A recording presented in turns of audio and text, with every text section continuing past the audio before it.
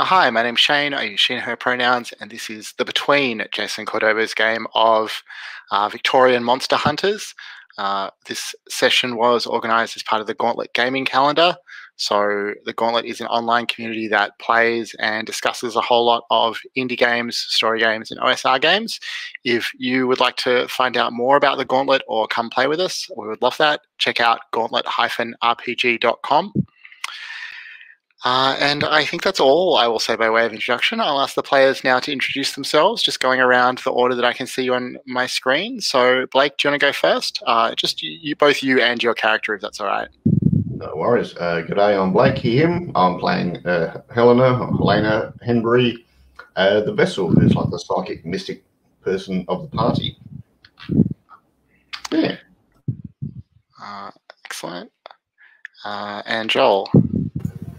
Yeah. Hi, I'm Joel, he, him pronouns. I am playing Reeves, who uses she, her pronouns. She is the factotum, which is basically the employee / personal assistant to the mother, Malik Al-Kabir. Right, and Gabe. Hi there, I'm Gabe, and I'm playing Jim Fletcher, the American, and we both use he, him pronouns. And I'm about to find myself in a bit of a tight spot, taking care of a cannibal serial killer. I mean, the least troublesome of the cannibal serial killers that we know of so far. So just to mention also, we are using a set of safety tools like all Gauntlet games. So we have a set of lines and veils and the character keeper if you want to reacquaint yourselves with those at all. And the X card, the open door, also available for anyone who needs them. I think, yeah, let's just go straight into that scene, Gabe. So what did happen? You had figured out that Patrick Figg believes he's an owl, and down in the basement you had decided to lure him out of hiding by whistling.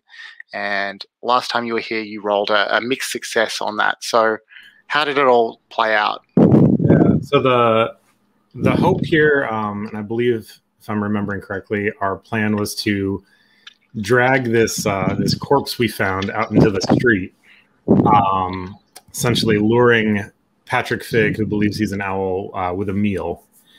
And my plan was, if I saw any sort of humanity left, I was going to try to tackle him and take him down.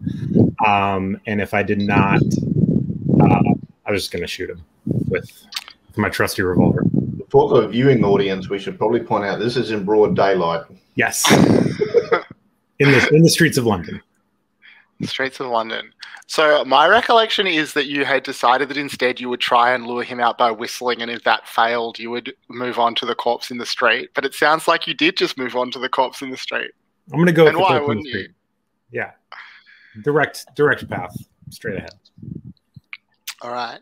And you'd rolled a 7 to 9, so it worked, but there was a complication or cost. So what happened? Oh no, I think you're frozen. I think I'm okay. Gabe, can you hear me?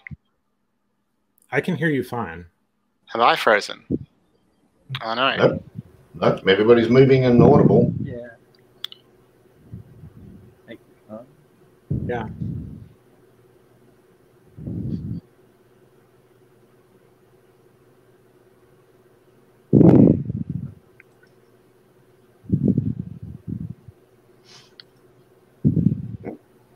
Can you hear me?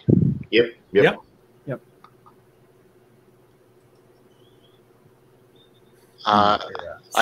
Wait, are you hearing me in real time? Because it seemed like there was quite a delay there. No, I can hear you straight away. I think we're hearing you. Okay. All right. Okay. I think it's working now. Sorry. I'll just keep my camera off at least for a while, and hopefully that will solve any problems that we're having. So sorry, I didn't hear at all what you were saying, Gabe. I got a little. Yeah, I think we're going straight for the corpse in the street to lure Patrick out, and so I mean, I'm gonna say the complication, or like the complication I'm looking for, is someone someone sees this that probably shouldn't have seen it, or many people. Yeah, so I mean, I guess my question then is like, what's the scene like in the street outside the Figg's pie shop, the old Figg's pie shop, during the day? Is it a busy street? Is it more of a like quiet side street?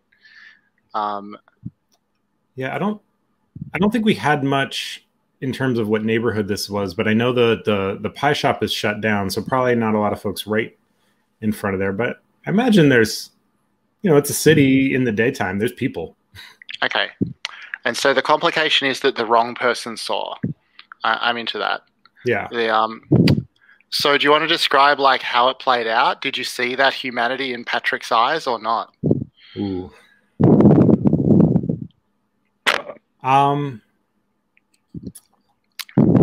Yeah, let's say there was just enough. And so I'll say I was able to lure Patrick out, and he kind of approaches a little bit tentatively. I guess owls, not too good during the daytime.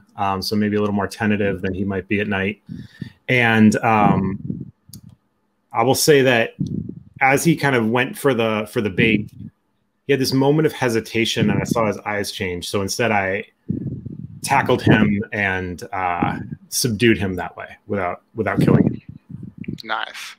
And what did you do after that with the corpse? Just leave it? Probably, yeah. Probably. Maybe with the assumption that the doctor would have taken care of it. Oh, yeah, fair enough. So, I mean, I think that what happened, people certainly were aghast as they saw all of this happening. There were calls for the police, although at least at first no police came running. And then as you successfully subdued Patrick, you heard a familiar voice just behind you, creepily close. The young woman that you met at Braithwaite Manor during during Theodora's ball.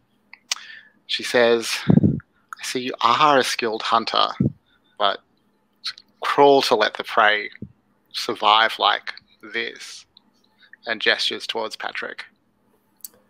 Well, sometimes catching them alive is a little bit more challenging than taking them dead. I do hope you'll join me for a hunt at the hall one day. Oh, by all means, I may have to win back my hat. And she smiles and nods. You see two police racing over towards you, but she just holds up a hand and the police stop and leave you alone. And that's where we'll end that scene. So Patrick, successfully subdued, probably turned over to the hospital where his father is. And we'll pick up after the others resolved the coven. So while you were dealing with Patrick Figg, Helena, Reeves, and Cecile, who is no longer with us, managed to shut down the coven, again to the acclaim and appreciation of the Braithwaite family. And since then, things have settled down a bit. You've had a few days. The Figgs are still out there somewhere, but it's been a bit of a moment of like catching your breath, relaxing. I've got 3 conditions. Do I still have them? The arcane burn, being watched and roughed up. I think that you can all clear a condition to represent, the time that's passed. Okay. That makes sense to me. But I just want to go around and, assuming that you have had a few days of downtime without too much pressure to resolve a particular threat, what's your character been doing in these moments? Not particularly looking for like playing out scenes or rolling moves here, but just a bit of narration. Let's start with Jim Fletcher. I will say that I've actually been going out into the countryside most days, perhaps to do a little hunting, but also to do some riding. Kind of clear my head from the chaos of the city. Nice. What about Reeves? More shopping?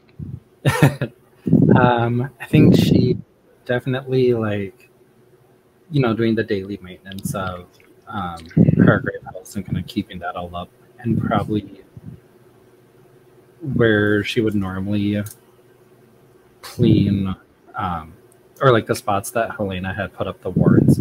He's maybe like leaving, approved clean spots like to put the wards, so that it's not just like chalk on the wall. Like maybe she has like hanging up paintings that the wards can go behind. Nice.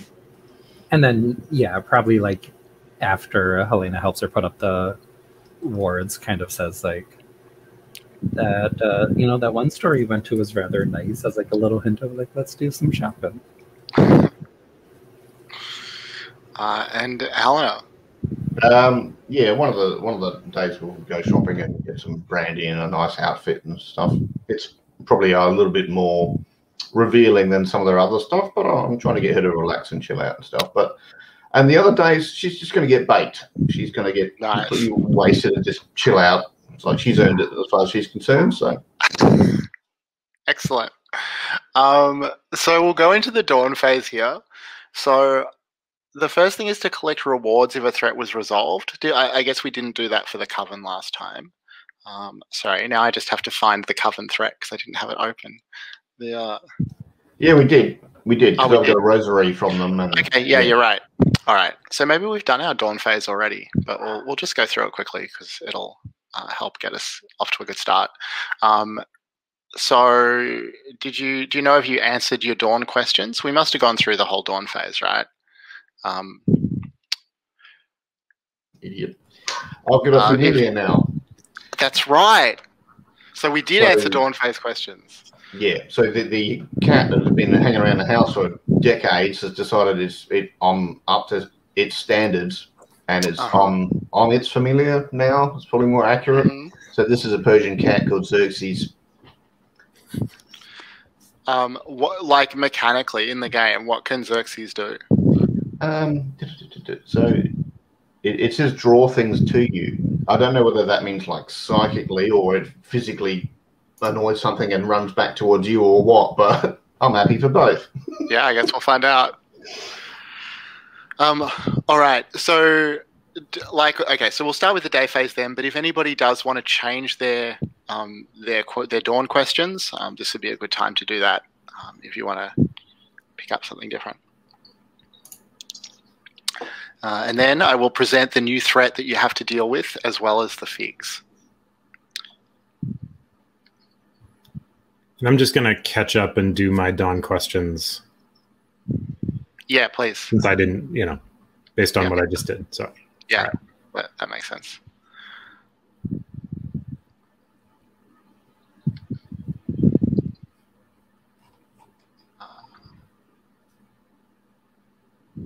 All right, I'm all set. All right, so let me tell you about the Whatley camera. Hargrave House's library contains research on the so-called Whatley camera, one of the first wet plate type cameras ever produced. People who are photographed by the camera have been known to disappear without a trace. An American scientist and philosopher named Atticus Whatley studied the camera for a number of years and proposed that it was actually some sort of entity. He thought a demon or even a god, and that the people who went missing had been transported to another dimension. Whatley advanced an idea that he called the Fragrant Void, a sort of proto-Earth that existed in near total darkness, and that was home to powerful entities who were banished by God on the first day of creation. He believed that some of these entities could still operate in our world, hidden from view, perhaps through common objects like the camera. While his research couldn't prove the existence of the Fragrant Void, he did manage to show how the camera caused people to be whisked away to another dimension. But unfortunately, before he could present this work for view, he was killed, his notes were destroyed, and the camera has been missing ever since. So this is one of these, there's like an extension bit on the front, and there's like a big slide plate at the back, and everyone has to stand still. Yeah, you put a curtain, you kind of put a curtain over yourself while you're taking the photo. Yeah, all of that business. Flash powder. 1 week ago, a beautiful actress named Penelope Levy disappeared. She was last seen at the Society Obscura, an exclusive and secretive club for wealthy photography enthusiasts. Located in a converted townhouse in Kensington. A missing actress wouldn't merit much attention from Hargrave House if not for the fact that her lover, Bert Broadswell, sent the hunters one of the pictures taken of her at the Society Obscura. Now, Helena, something unusual about the photo unmistakably confirms that it was taken with the Watley camera. What is it?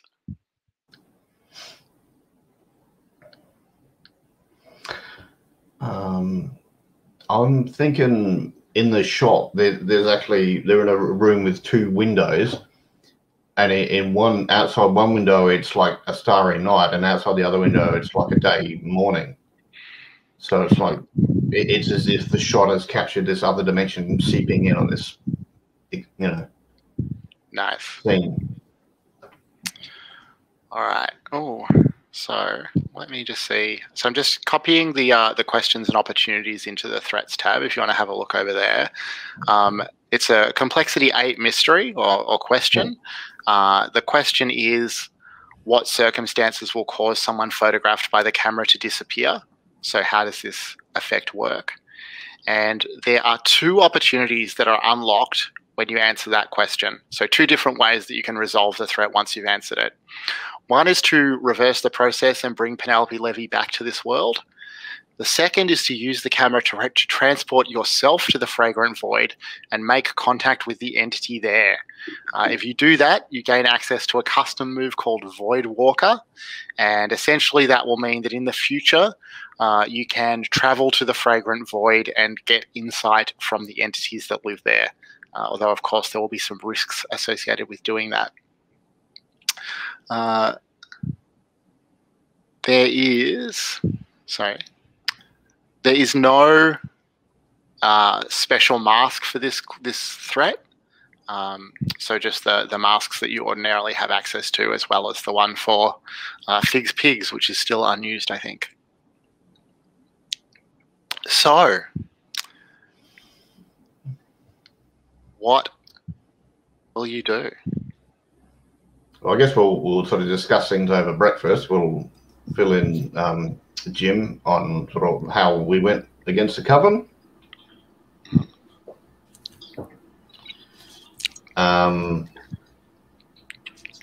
But it seems we have a few things to look into. Do we want to put our efforts towards Figg's Pigs and sort that out first, tick it off, sort of thing? I don't know, Reeves, what do you think? I mean, we've already made progress on Figg's Pigs. It seems, like a waste not to tie up these loose ends. Yeah, we do have 2 more and kind of a couple of leads, at least on one of them. Mm-hmm. I am wondering if we want to try to answer a question with what we have, too, because we have, still 5 clues there for Figg's Pigs. That's right. And it's only each of the questions is only a complexity of 2. We can have a go. There's a certain amount of what we would call bullshitting or spin to answering these questions. That's right. In this game, I've noticed. You want to have a go, Joel? Yeah. Because did we want to go for the what victim does Obert Figg prefer, or what did Laura Hortensia Figg lose that she's trying to recapture or remember? I would say Jim Fletcher is gunning for Obert Figg after the hallucination of the guillotine. Well, that's fair enough. Open to either one that we can, whichever one we can answer is fine. Yeah. So I think as we're having our breakfast, we probably keep bulletin boards of cases that we're working on, and Obert Figg's picture is up there. So we've got these crime clues spread out on the breakfast table, and we'll get some bacon, get some salt, and then here's a picture of a dismembered body, and just eating around it. The covered clothes and collection of opera tickets. Yeah. And I think maybe as Reeves is serving tea, sets the tea, fills up everyone's tea, sets it down right next to the opera tickets, and kind of picks them up and is maybe these indicate that Obert Figg goes after wealthier victims, sees them as like a higher quality meat.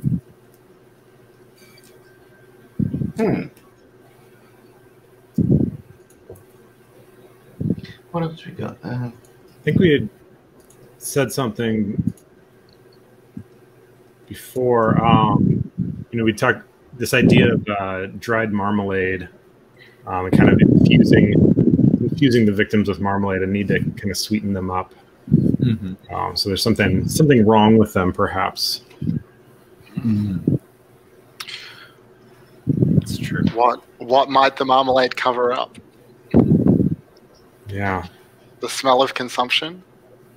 Ooh. Or the smell of perfume, if they're wealthy and stuff. Wealthy people who are overly perfumed, he has to fix it with marmalade. Mm-hmm.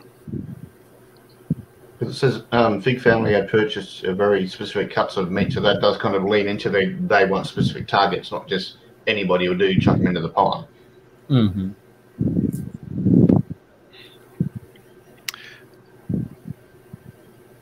Well, so that would incorporate 3 clues. You'd be rolling at +1. I mean, you've got a pile of blood-covered clothes there. If you describe the clothes a little bit, then that could easily lean into your theory. Well, we can say there's opera cloaks and going out evening. Yeah. Oh yeah. Going out for evening cinema or evening. Oh, not just the rich, but specifically opera patrons. Is that where we're going? Well, opera and theatre. People that have not only money but time to go and do that. They're not. Mm-hmm. Mm-hmm. Yeah, like silk gloves, kind of like old opera coats, stuff like that. Like nice tuxedo jackets and maybe an elegant pair of shoes or two. Top hats and veils and stuff. So we've got fancy folks who have recently patronized the opera, still had the opera tickets on them maybe, but they collected them along the way as a bit of a token. And they are, maybe the marmalade is actually more to like blend the different people together so that the theme within the pie is the marmalade. This is some macabre shit. And then the specific cuts of meat is just evidence that they're highly selective. Right? They're not casual with how they choose. Mm-hmm. So I think that will have you rolling at +2. Are you happy with that? Do you want to try and you have one last book there, one last clue, the small book of pressed flowers. Does that connect to one of the victims, or do you want to save that to think about what Hortensia is trying to? All right. I'm okay to save it.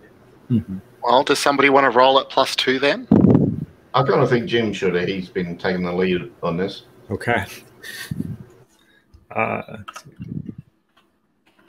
See what happens. Oh, there we go. Nice. So I'm dying to hear the plan now that you know that it's opera lovers who they're seeking out, who he's seeking out. You can lure him to you and then capture or destroy him, presumably by disguising yourselves as opera lovers. Probably in the night phase, I guess it will have to be. Opera doesn't take place in the matinee. I'm here for it. Reeves, you have a beautiful new dress to. Oh God, that's true. Yeah, we could be the bait, and Jim Fletcher could be in the shadows with the guns, ready to charge in. And very good at that. And I think Reeves tries to set it up like, oh, you guys can go as a pair, and like I'll be in the back, like out of the way.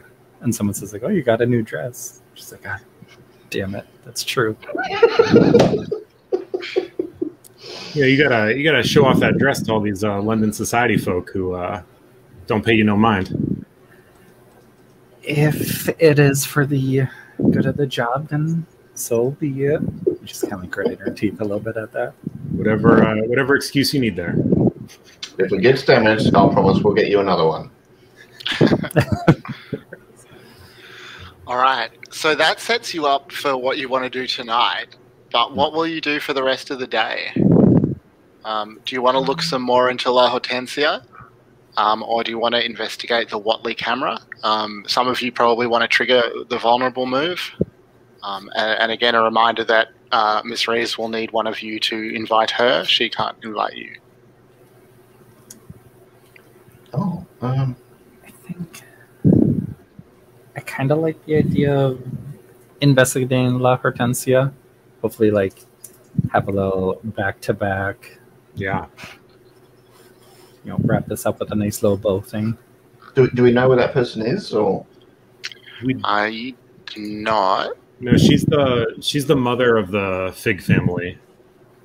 because one of them was in like an asylum or something, or a hospital or something. Yeah. So that's the father. He's the one who's already captured. You don't have to worry about him. We do still have the letter for him, though, from That's true. Mrs. Braithwaite. So maybe a trip there, at least for Jim Fletcher. Jim's going to deliver the letter. I will. We opened it though, right? Had you opened it? I think we did. I'm sure the doctor had.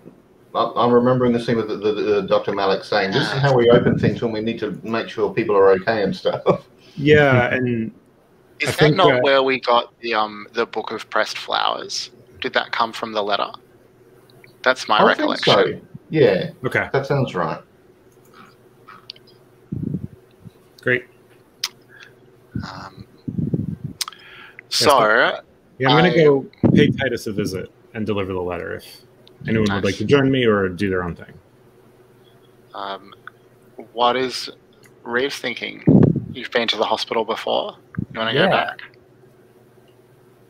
Yeah, because there was that mysterious guy in a tweed suit, right? Mm-hmm. I mean, what are the odds of him being there again? I'll go. What are the odds? Helena, what about you?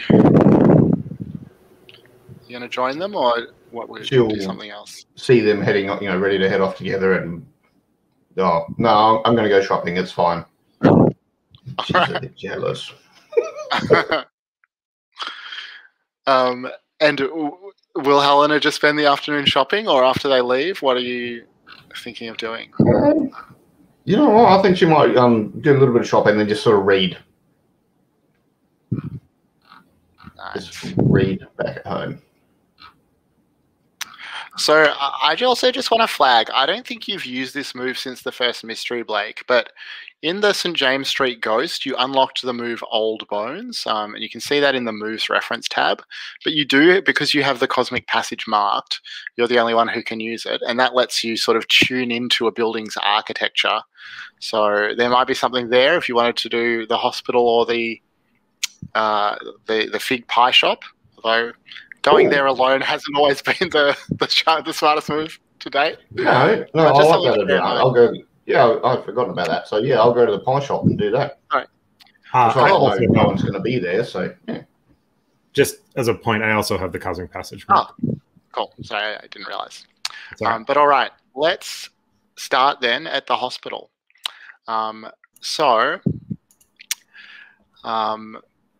It is. Well, I think that last time we came, Reeves found it surprisingly clean. This time it is surprisingly not, or not unsurprisingly not clean. There's still just as sort of frantic a scene of nurses and doctors rushing here and there, and the same sorts of anguished wails from deeper within the hospital. You know where Mr. Figg's room is. The two of you can head straight there. You'll again notice that he's, blocking up the window, so it's quite dark inside. What do you do as you come in? We're basically just allowed entry. We don't have to push everything. Yeah, nobody's guarding the door at this point. Okay. I'm gonna kind of turn to Reeves a little bit and just say, I think I'm gonna try to bribe him a little bit with this here letter. It seems like hopefully it might be something he wants. Okay. See if he can let us know anything about his wife. Okay. I'll speak with the orderlies and see if anyone's been visiting him. Oh, that's a good idea. So I will straight on in. Nice. So Mr. Figg, is, lying there in his bed still. Great ogre of a man with very soft hands. He looks at you with sort of this animalistic expression as you come into his room. He obviously knows that you're not a nurse. His hackles are up a little.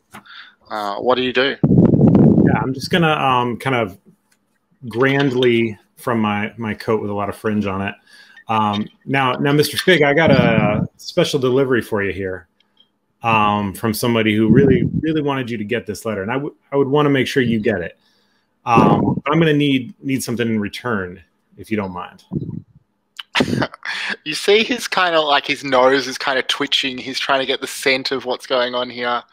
Go ahead and roll the day move and see whether he... Oh, well, wait. Maybe it's the information move, I guess.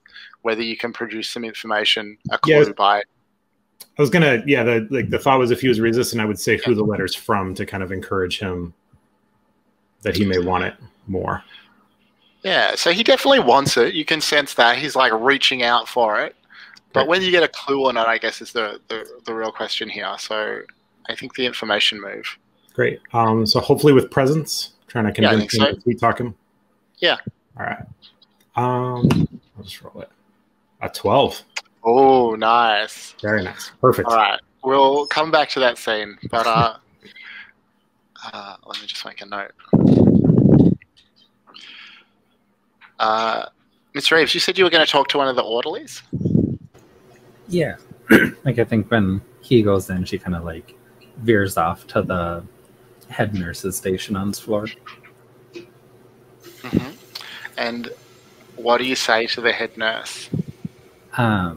She'll kind of find the head nurse and say, like, I'm here on behalf of Scotland Yard, just looking into some of the murders going on from the Figg's family. We were wondering if there's been any visitors to Mr. Figg's here. Well, yeah. So she like sort of shudders as you ask this question. Something clearly is up. But go ahead and also roll the information move. I guess also with presence to see whether she can tell you something useful. Okay.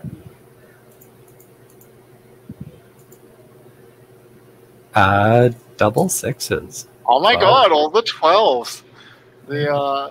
All right. So we'll come back for you as well and see what happens there. Okay. Yeah, this is nice because I was thinking before today's session when I was prepping, I was like, oh, they don't really have enough mastermind clues. I've got to figure out a way to get them more. And now we're pummeling it. All right. Helena, you head to the pie shop. Yep. You notice that there is still a chalk outline where the body was left in the middle of the street by Jim Fletcher. But otherwise, it's much as it was before. The shop is boarded up, although the boards have now been sort of picked off enough times by your companions that you can get in pretty easily. No one's looking, I'll try and sneak in. Well, someone is looking. There is a sort of street urchin who's just sitting by the front door. Looks, got this kind of hard look, and he smells terrible. He looks up with some surprise to see that someone's entering the boarded up shop. I'll just say, I'm going to go in here. If someone else comes near, I want you to just whistle a tune or something. Can you do that for me? And I'll sort of hold out threepence. He says that he would be delighted to help you, sir. Oh, sorry, ma'am. And yearningly reaches for the threepence. Yeah, I'll give it to him. I don't care. It's bugger all to me, so. Okay. Oh, thank you ever so much, and lets you on inside. So you come out in the sort of front counter area. You know that there's a kitchen behind there. You've probably heard from Jim Fletcher and Dr. Malik. There's a basement. There's also an upstairs area. What are you going to do?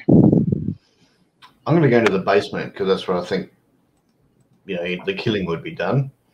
Indeed it is. So you head down, you see the guillotine, the marmalade trail, all those signs. What do you do then? Well, I'm going to try this old bone thing. So I guess I'll take a deep breath and kind of run my fingers along the walls and probably lean down to smell the marmalade. Sentence I don't get to say often. And yeah, do this old bones move. So what are your sensitivity? Sweet. Okay, should be 3. 11. Nice. So what do we get? On a hit, a ghost will appear and answer a single question you pose to it, or perform a small task, your choice. Any answers can be given in the form of a clue. And on a 10 plus, as above, and the ghost will not ask for anything in return. So this ghastly image starts to appear in the air before you. Perhaps it's holding its head under its armpit, having been one of the first victims of the guillotine. Yep. What do you ask it? Well, I'm trying to aim for a clue, I guess. So, so we don't know where the mother is. So, yeah, I guess I'll say, can you point me towards the mother of this family? Where is the matron of this place? Okay, so the ghost very visibly points towards a pantry in the corner. There's all kinds of little doorways and things like that. Moans indistinctly, gestures in this direction, and ushers you. Do you go to see where it's pointing? Yeah, I'll follow its directions. So you reach the pantry door. Do you open it? Yeah. So what you see inside is a wedding dress. It's not especially fancy, but it's obviously a nice wedding dress for a working class woman. But the way it's been stored is quite striking. The pantry, even though it's a small space, the dress form that it sits on, the candles and candelabras arranged around it, a hole drilled through the wall to allow the sunlight to fall on it at particular times of day. Just a really reverential scene in the way that they've stored this wedding dress here. You realize that the ghost has faded away, but the wedding dress stored in a reverential manner is the clue that you get there. Okay, not what I expected.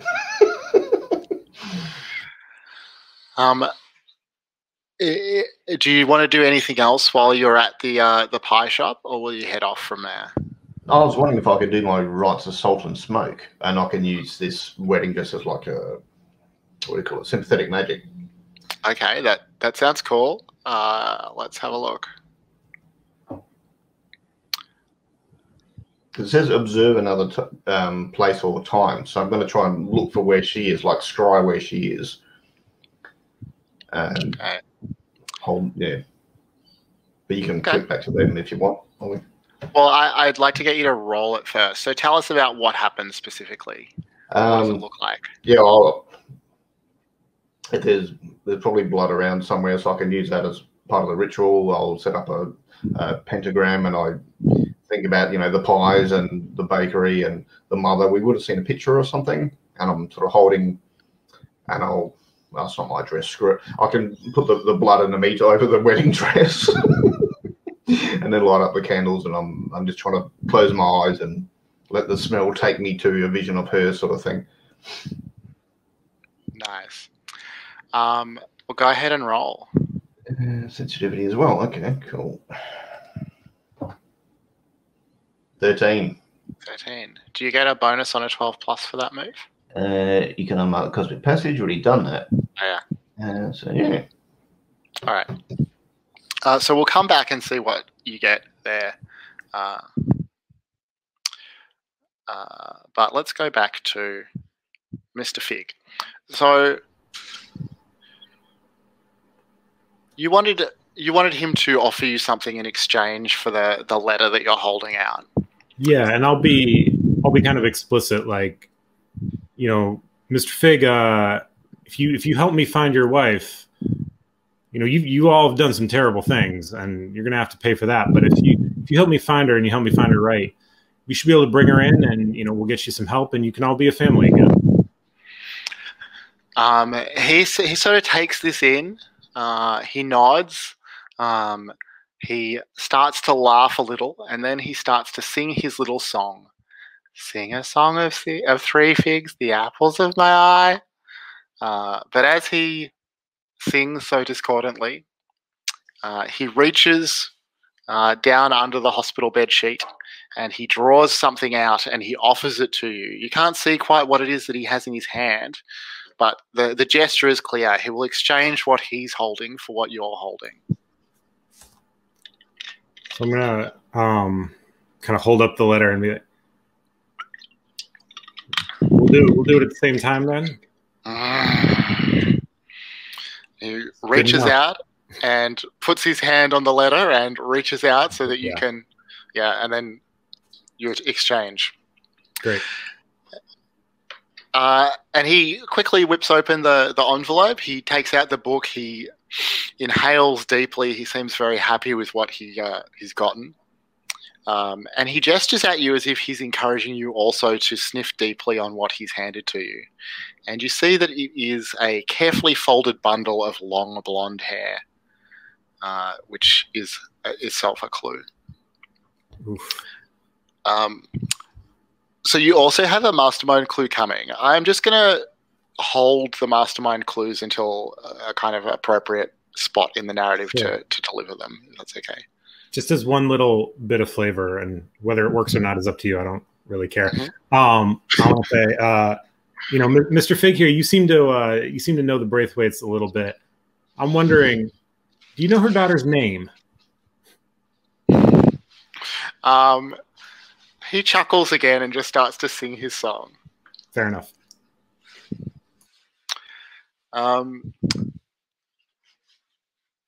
Let's see. So, Ms. Reeves, you had asked about whether there had been any visitors for the Figgs. Yeah. She says, certainly has. But I don't know how. I mean, the room is not guarded, but you'd think we would have seen someone coming in with that thing. How it got past. Look how busy it is here. This is, all hours of the day and night. It's scarcely believable. And Miss Reeves will just kind of put her hands on each side of the nurse's hands that are kind of frantic and say deep calming breaths. Now what thing are you talking about? You don't have to worry about me being startled. We've seen it all already. Well, you can see it again. It's in the morgue now. Just a horrible, desiccated old skeleton dressed so finely. Before you take me to the morgue, I think I should be retrieving my companion quickly. All right, but you can mark the dusty skeleton dressed in finery as a clue as well. Okay. So can I ask, Reeves and Jim Fletcher, do you want to check out the morgue, or is that the end of your investigations at the hospital? What are the two of you thinking? I mean, we have 4 clues, and I've got an idea here, but so I'm feeling pretty good. Yeah, I think. All right. If anything, maybe Miss Reeves tells Jim Fletcher about what it is. Yeah. It's probably you brought your gun with you, right? Oh, I'll never leave home without it. Oh, thank God. Okay. Because they were able to get that in his room, and no one seems to know how. Yeah, that's a mighty terrifying concept there. All right. So, back at Figg's Pie Shop, you observe another time and place. So you call on the magic to show you where she is. And a vision comes to you. A pile of velvet cushions caked with dried blood. You don't see La Hortensio herself. You don't know quite where or when you're seeing, But that will count as a clue. A pile of velvet cushions caked with dried blood. Yeah. Okay. And then will you head back to Hargrave House to meet the others, or what do you want to do? Does the ghost need me to pass on any messages, just as professional courtesy, or The ghost has faded as soon as it showed you the wedding dress. Well, yeah, I'll head back to the house then. I mean, if we have time to maybe capture La Hortensia now during the day, then we could take care of Obert at night and just be rid of these Figg's pigs. So what will the plan be then? Maybe you do reassemble at Hargrave House to talk about the things you found and see if you can work out what to do about La Hortensia. The question we have is, what did she lose that she's trying to recapture or remember? And our clues are the Book of Flowers, To My Sweet One, the wedding dress, a dusty skeleton dressed in finery, and a bundle of long blonde hair, and velvet cushions with dried blood. Did you say you had an idea? I mean, it's leaning me towards another child. That a child that was maybe about to be married. And I'm inferring that the dusty skeleton dressed in finery was maybe in men's clothes. And that was the groom, and then my I was sweet wondering if it was her youth. That could be too. She's not the young child about to become a woman anymore. She's that's long ago, and because she's been stuck in this job for 20 years or 30 years or whatever, she's like, what the hell's happened to my life? And it's so this is her wedding dress. Yeah. Well, it was after I put blood and candles and shit all over it. And perhaps the book was given to La Hortensia when she was younger. This was like your coming of age present thing from her mother or something. Yeah, I like that. Let's go to that direction. Okay. So then, bundle of long blonde hair from Mr. Figg's, would that be like, should we say, she's kind of like graying now, and maybe her hair is like drier and brittle, and yeah, she used to have long hair and she was blonde. Yeah, either like this is a victim's hair that reminds her of her hair, or like this is that sounds right. That's proper. And maybe since we have these velvet cushions and the finery and the fancy wedding dress, maybe at some point in their life they were more well-to-do. Maybe the business was doing better. They were able to go out. We can even build back to the opera tickets. Maybe they bear some resentment to those who can still enjoy the nightlife. Yeah, the life they used to have.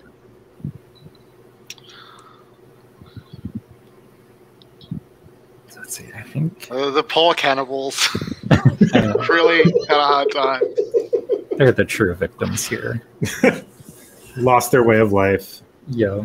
Taking it out on members of the aristocracy. Yeah, life has eaten them, so they've eaten others. The circle of life. I think that's all of the clues explained, right? Yeah. We got that one. Did we... what was the dusty skeleton dressed in finery? I think we're... I think it's just like life is passing you by, and it doesn't matter how well you dress. Okay. You get older, sort of thing. I like it. All right. Well, that looks like a... Wait, something is not right with that. Yeah, I'm fixing the ones we already used. Ah, okay. Thanks. We should be at a +3, though. Yeah, I think that's right. So who would like to roll this time? You want to do it, Joel? Sure. You said +3? Yep. 10. Nice. So, I guess by now it's, mid-afternoon maybe? You've got opera plans tonight, but you know that La Hortensia is trying to recapture her lost youth, and you can use that information somehow to find and then capture or destroy her. What's the plan? So I'm feeling obligated by the deal I made with Mr. Figg to try and bring her in safely, or at least alive. Maybe she's staying with friends, sort of not too far from the hospital or something, and she's laying down on pillows a lot. What if, like, she's staying with friends from her youth that she's kind of holding hostage? Yeah, they're very nostalgic. She's playing, well, she's pretending to be sick a lot too, or she is sick a lot, to play on their sympathies. Mm-hmm.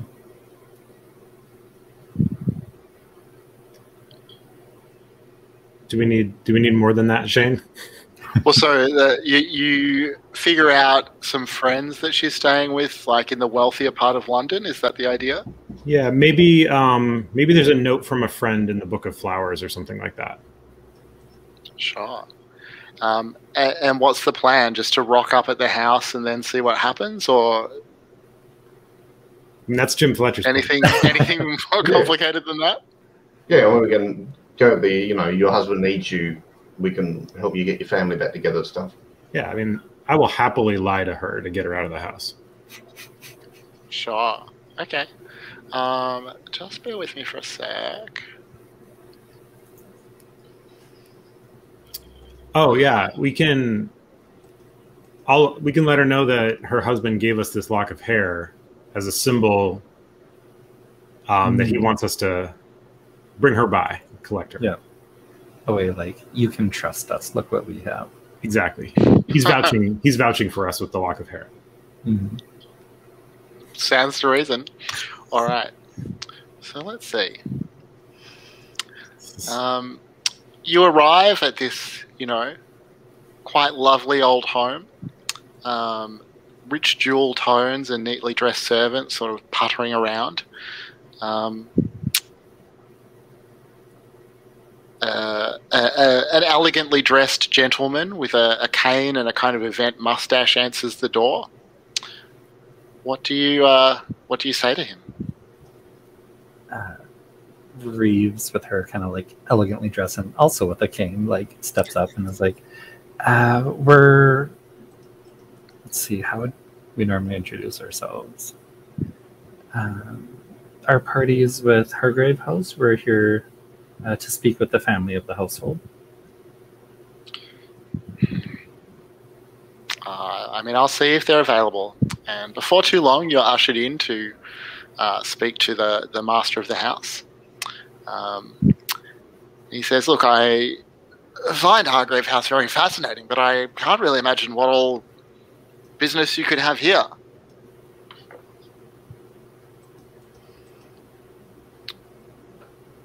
Well, I'm afraid our business at the moment isn't with you, sir. It's with one of your guests that we believe are staying here.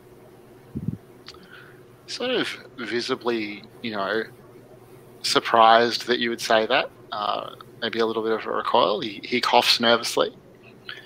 Sorry, I'm sure I don't know what you mean. Guests? Nobody staying here at the moment. Casts a sort of visibly nervous glance towards a doorway to the west.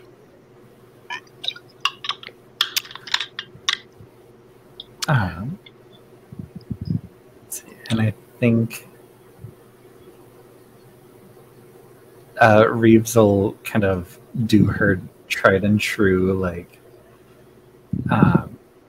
allow me to, assist your house staff with getting some tea together for you guys, and we'll kind of like back off to try and pretty much like cover the other exits type deal. Like, so just do the like, I'm just the help, blend into the background and like try and sneak around. I think you get you to roll the day move for that to Okay. convince him. Yeah. What are you afraid will happen if you fail? More that like as she's kind of like sneaking around, not so much that she'll get caught, but she'll encounter something that'll put her in danger. Okay. We'll go ahead and roll the day move. Okay. I guess composure, maybe presence. I'm not sure. What do you think? I will take composure because I actually have a stat in that to be a little metagaming. Ice cold. Okay. That is a 3. All right. Well, I think that will be the perfect time for us to take our first break, and we'll come back at 5 minutes past the hour and find out what happens. Okay. Sounds good. I didn't catch that comment in the chat that he might have given me an ear. Oh yeah, just sort of, he maybe attacked one of the guards or something. He's bit off an ear. Oh, this is going to be a horrible present. All right. So, as you get up, Ms. Reeves, to sort of subtly sneak away, all of you hear the sound of a sort of series of clicking noises, not really sure, from somewhere in the house. And Ms. Reeves, you notice as you reach for the door handle that it is locked the way that you came in just a moment ago. The gentleman you've been speaking to visibly pales, and the yells are quite distraught. Oh, no, please, just let them leave, we'll all be killed. And he looks at the three of you in evident distress. What do you do? Draw my gun. He yells, no, the gas is flammable.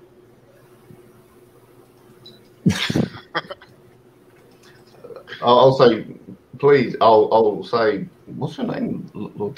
La Hortensia.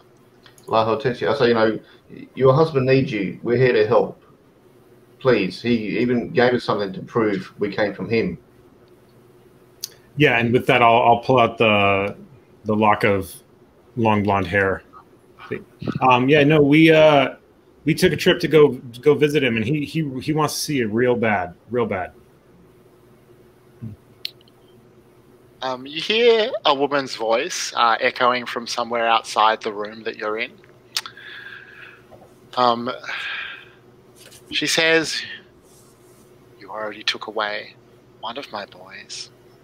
Why should I think that you're going to reunite me with my husband?" Oh, no, ma'am. You see, quite the opposite, actually. We are reuniting your boy there with your husband, and we're just trying to get all you together. I mean, as you know, y'all have done some kind of scary things, but we'll we want to make sure you're all together to take care of this. I kind of look over to Helena and Reeves, help me out here. I'm struggling. Yeah, I'll say, we want you to be a family again. We know that's the best way for all of you going forward. So I would like for one of the two of you to roll the day move to see how well this works. I'm not really sure who I should ask. Do the two of you, Helena and Jim, have a preference? Possibly just whoever has the better presence makes some sense. I've only got one, I think. I'm not sure. My presence is +2. Trying to see if I have anything that can help here. I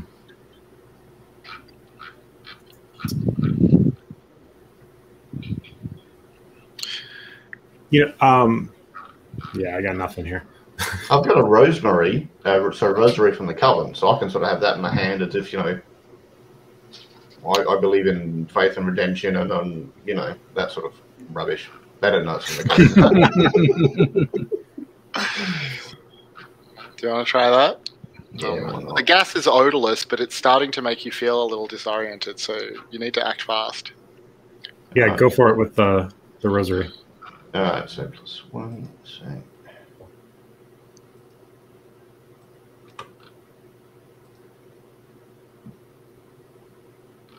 So 14. No, but that's no, that's advantage. not right. So it's actually an 11. 11, yeah. All right. So you do what you intended to do, or you hold steady. So from outside the room, you hear this woman's voice say back to you, scary things. Do you know about scary things? Years ago, I was trapped in a cave when the rocks fell on me and my children. They would have starved to death, but I could not let that happen. So I fed them my own arm rather than let them die.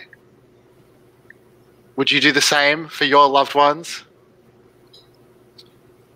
And you all start to, as the gas becomes more and more overwhelming, you all start to have these sort of peripheral hallucinations in the edges of your vision, like a swine god, Moch, the great pig deity. Can't quite see it, just there in the sort of edges of your vision, but eventually, when it seems almost too late, she says, "Fine." And you hear again the sounds of clicking and latches being lifted and vents opening. And she unlocks the door that she was standing behind, enters the room, and you see that it's true. She is missing an arm that she, well, you don't see that she once fed it to her children, but it makes it clear that she was telling the truth. Yeah. She says, if this is the way that our family will be together, this is the way. That's what we're trying to do, and I'm sort of gently smiling. I have my hands open to show, look, just non-threatening posture. What will you do to Obed? He won't come peacefully. Well, you know, we were able to collect Patrick without doing too much excessive harm to him. He's going to be fine, and you know, you have my word of honor that we will do the same.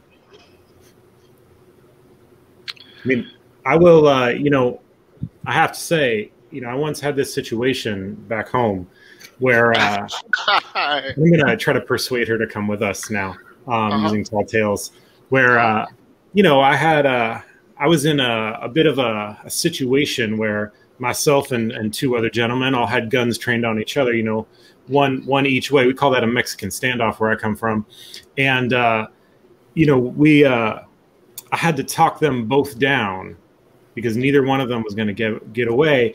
And wouldn't you know it, by myself, I was able to talk them both down to the point where they actually laid down their guns and we all walked away safe. So I know that I can talk my way through to your son, and we will take him home safely. You have my word. All right. Well, go ahead and roll your tall tale. It's just presence, right? Yeah, I think that's right. Yeah. A 10. Nice. So on a 10, she'll do what you want, do as you wish, and won't ask for anything in return. So she comes along with you quietly. That's nice and slightly anticlimactic, but good for you all. But effective. Effective. So you, hand her over to Scotland Yard, you take her to the hospital, something like that. And you're back at Hargrave House in time for dusk, I guess. So as you come in, as you settle down, Jim Fletcher, one of the servants comes to speak to you. He looks a little anxious. His name, I think, is Norwich, maybe. And he is holding an envelope.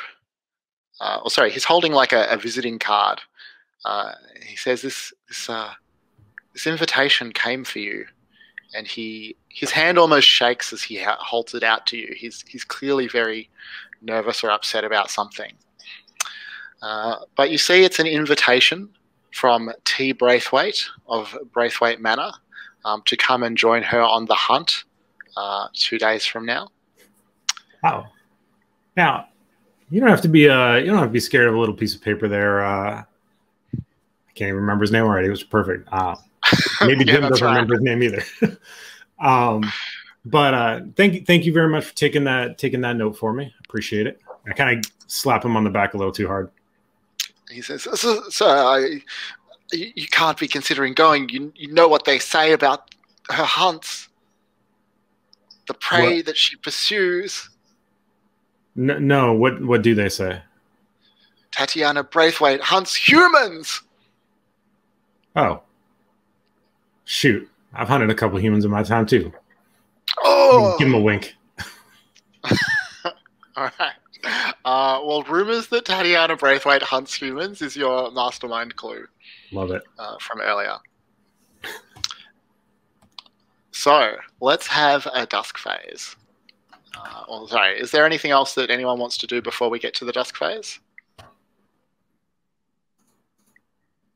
All right.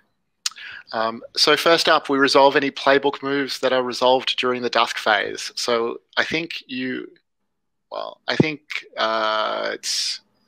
Jim and Reeves who have dusk phase moves. So Jim, why don't you go ahead and roll the quickening? Yeah. So I know we have important work to do tonight, and I got to be focused. So I'm gonna try to keep my composure, and maybe do some physical exercise beforehand to kind of stay with myself. Nice. Do a bunch of push-ups and stuff like that. Sounds like what we do here. So composure. That is a 10. Oh, nice. So I'm stronger, faster, and keep it in check. Advantage. Advantage on actions that use vitality until the next dawn phase. Correct. Cool. All right, and Ms. Reeves, what do you do in the dusk phase? I have 2 moves now for the dusk phase. So I have the Ghost of Hargrave House. So I can remove a marked item from another hunter's personal quarters, adding it to my own, and it's changed in some way. Let's see, does anyone have marked items here? I've got tons. Perfect. Yeah, I have a couple too. Oh, damn it. Okay.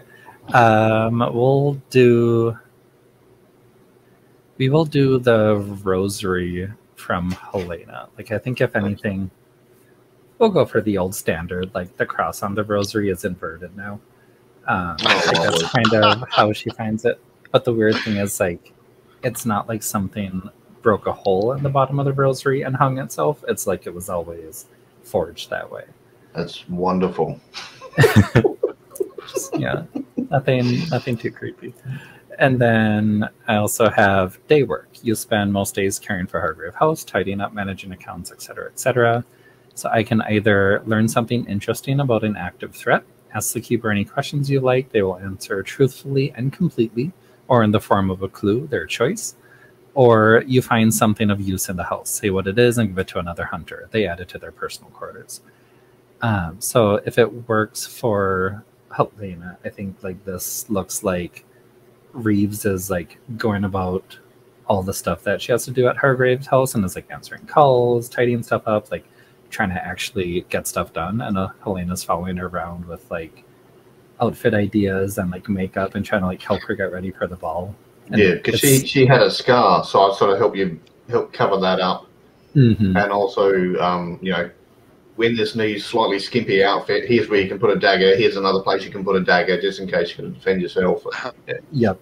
And it's in between like Helena filing some bills. You like get one shoe on. She moves to another area. Like she's still trying to work as you're trying to like dress her on the move. And I think, let's see, what is something useful we could get? I think like she finds an item maybe from like one of the previous tenants of the house. Maybe if we're dealing with builds and stuff, maybe it's like a letter opener and it's actually sharp. And I'm like, hey, you could use this for a weapon. Oh yeah. And then I think I give it to another hunter. So I think like we find a pretty like heavy duty, high quality letter opener, and you like pick it up and kind of give it a flip, and you're like, this is sharp, you can use this. And Helena just kind of like takes it and then like puts it in your pocket for you, and is like, we'll both need to make sure that we protect ourselves. So you get that in your personal quarters. Excellent. Nice. So I'm going to ask, sorry, that's all the dusk phase moves, right? I'm going to ask a paint the scenes question about Hargrave House, and I'll ask all of you to answer it.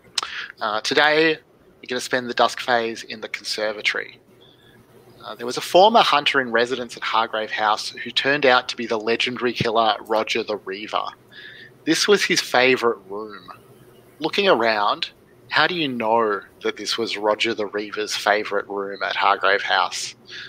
Jim Fletcher, can I get you to go first? I will say there's it's the conservatory, right? So that's where like the plants would be and things like that. I will say that's where we store the axe for firewood, but it is there's notches on the axe for every kill that Roger the Reaver used with our trusty firewood axe. Nice. Miss Reeves, what about you? I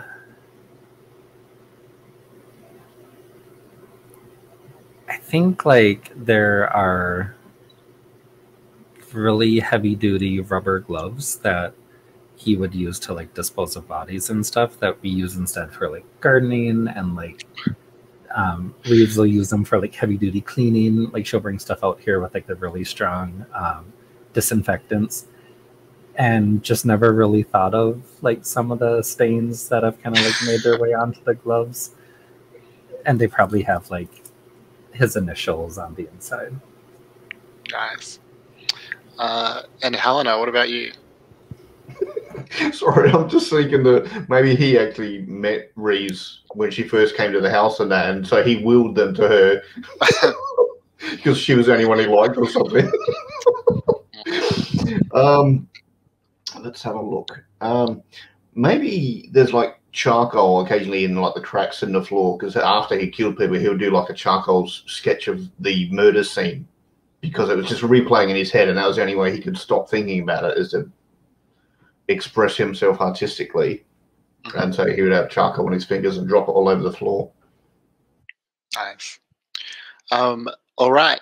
So I'm going to ask you now what each of you will be doing during the night phase. So I understand that the plan broadly is that Helena and Reeves are going to pose as wealthy opera patrons. Is that right? And Jim Fletcher is going to sort of lurk around with a gun. Is the plan to like draw Obed out at the opera and confront him there? Is the plan to like let him take you back somewhere, maybe to the pie shop and confront him there? Like what's... We could just hang around the area. We don't actually have to go and, inflict opera on ourselves.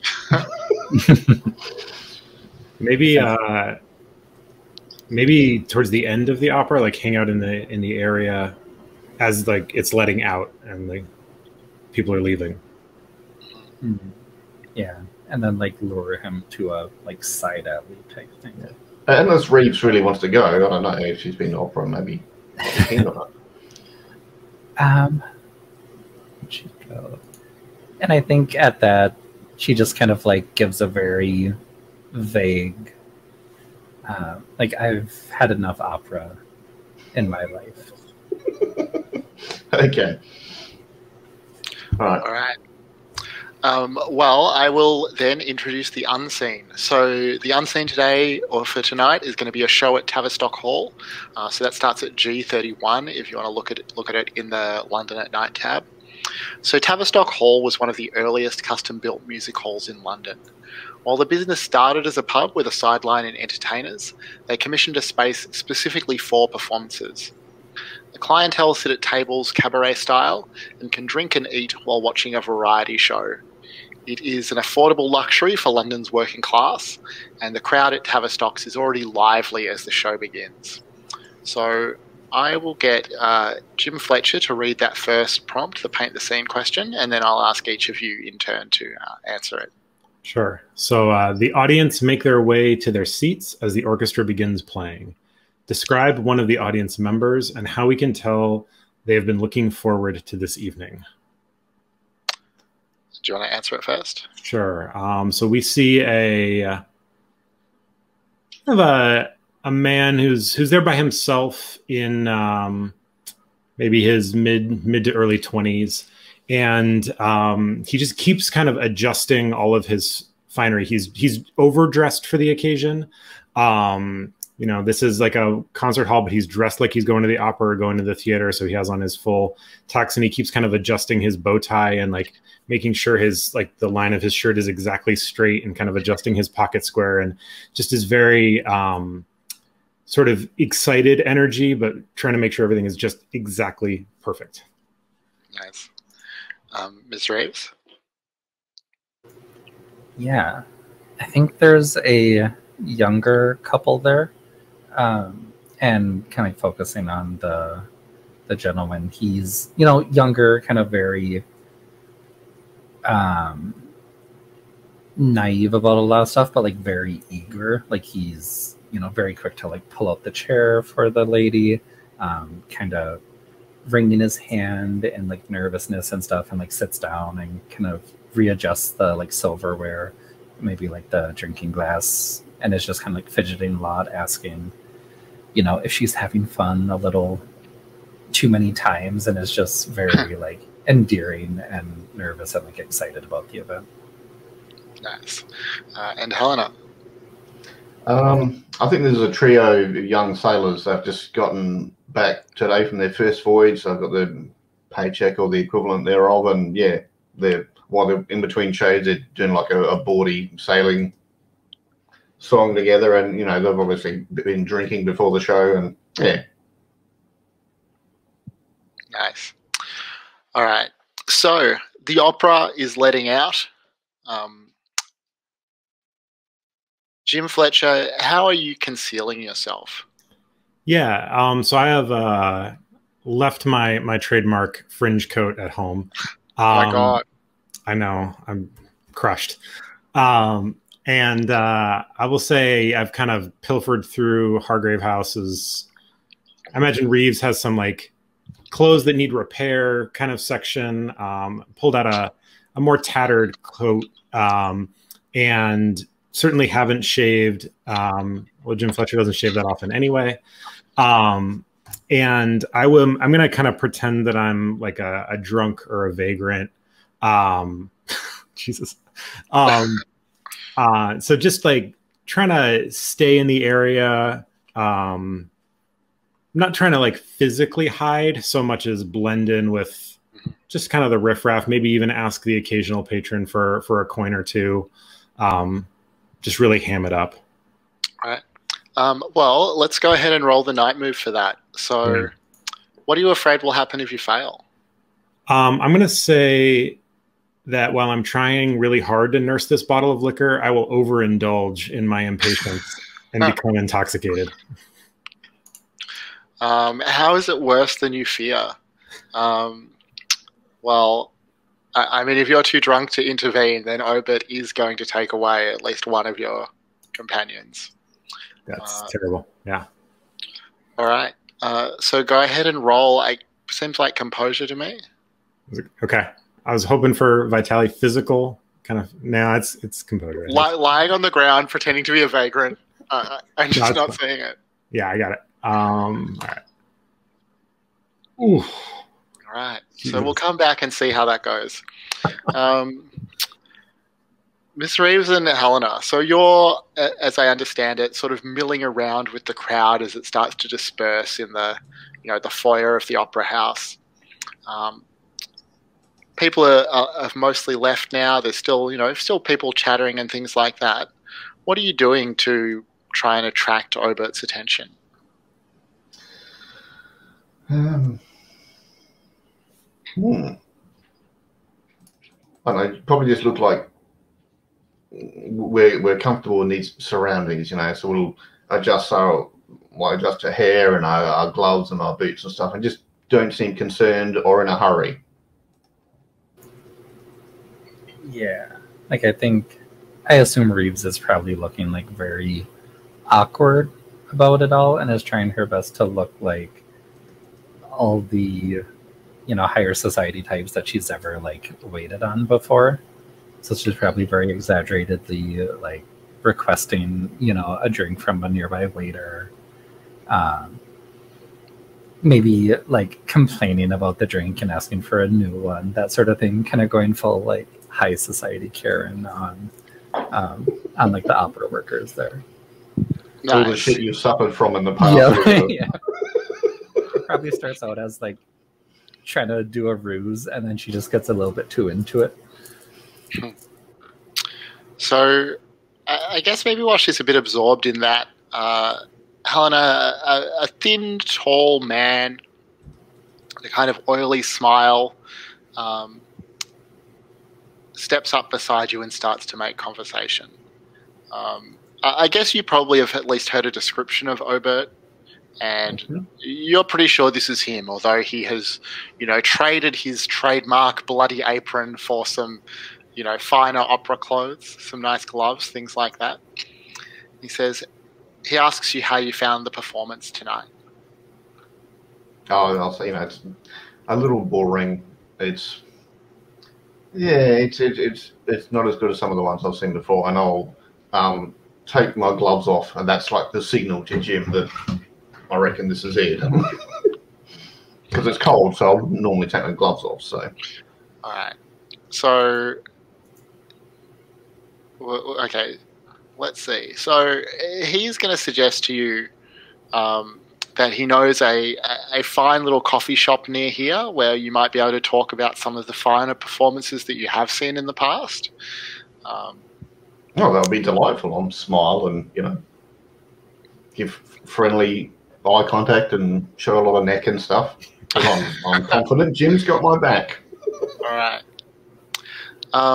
So, Ms. Reeves, you'll probably notice around this time that Helena has gotten to talking with someone who very much looks to be a better dressed Obert the Blade. What will you do? I think she will kind of like ingratiate herself into the conversation and, try and like probably like overhearing kind of what they were talking about.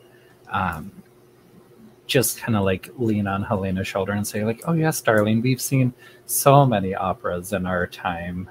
It's just hard to keep track. It would be lovely to talk about them again.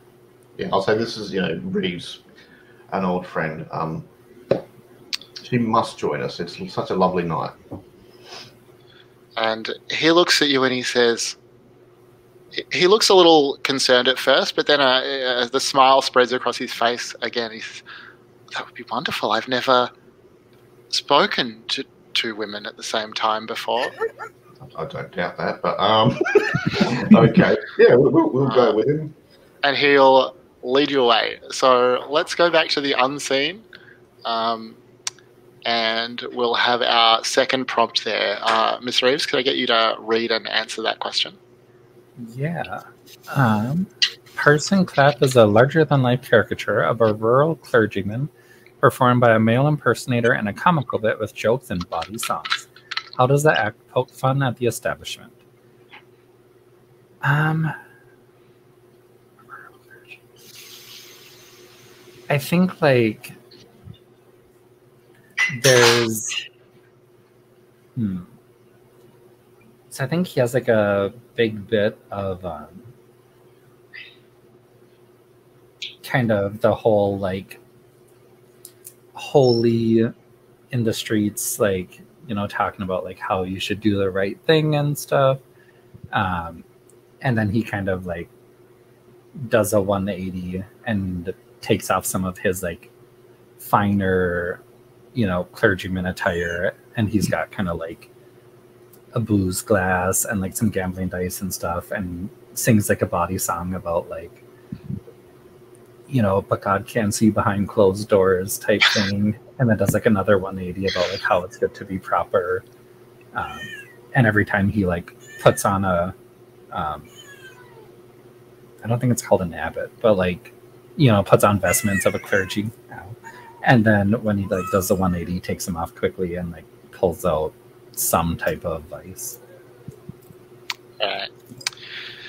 So outside the opera house, Jim Fletcher, you are, before Obert arrives to gather the ladies, you are disturbed in your spot by a truncheon poking at the fleshy part of your neck. And you look up and see what is obviously a policeman, although he's in plain clothes. He says, "Come along now. We can't have vagrants sleeping right here right outside the opera houses. You'll have to come with me."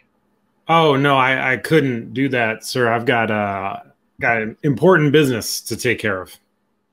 And he clubs you across the head one time. He says, no, it's not a request. And I'm going to go ahead and use a Mask of the Past. All right. What's the mask that you're going to put on? So I have the narrate a flashback to the incident that caused you to receive the quickening curse. And so as we kind of cut away, we come back on a sort of temperate forest. So like cedar trees and ferns, and everything's kind of like pretty bright green, like maybe it's springtime. And we hear, like before we see it, we hear kind of the sound of rapid hoofbeats. And we kind of cut into Jim Fletcher, a little bit younger, not a lot younger, but just enough that you notice.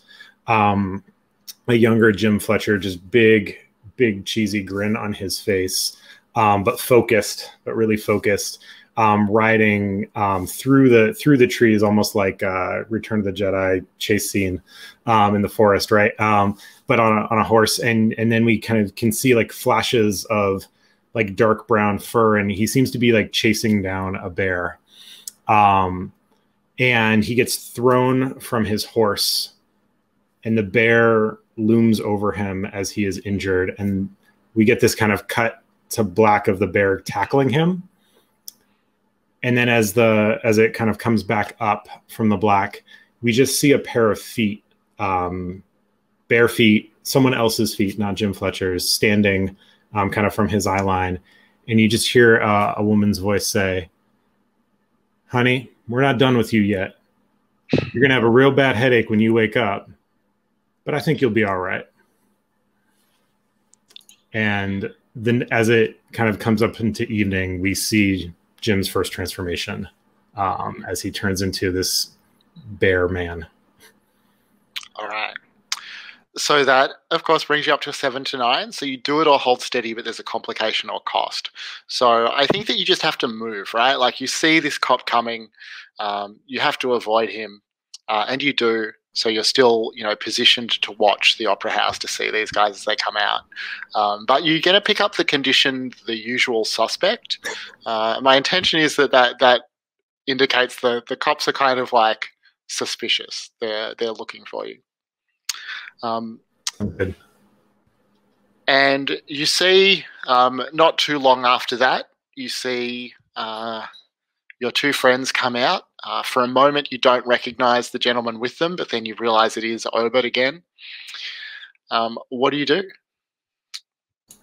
So are we picking it up kind of as they're making their way to the cafe? So they're just leaving the Opera House now. He is not, in fact, leading them to a cafe.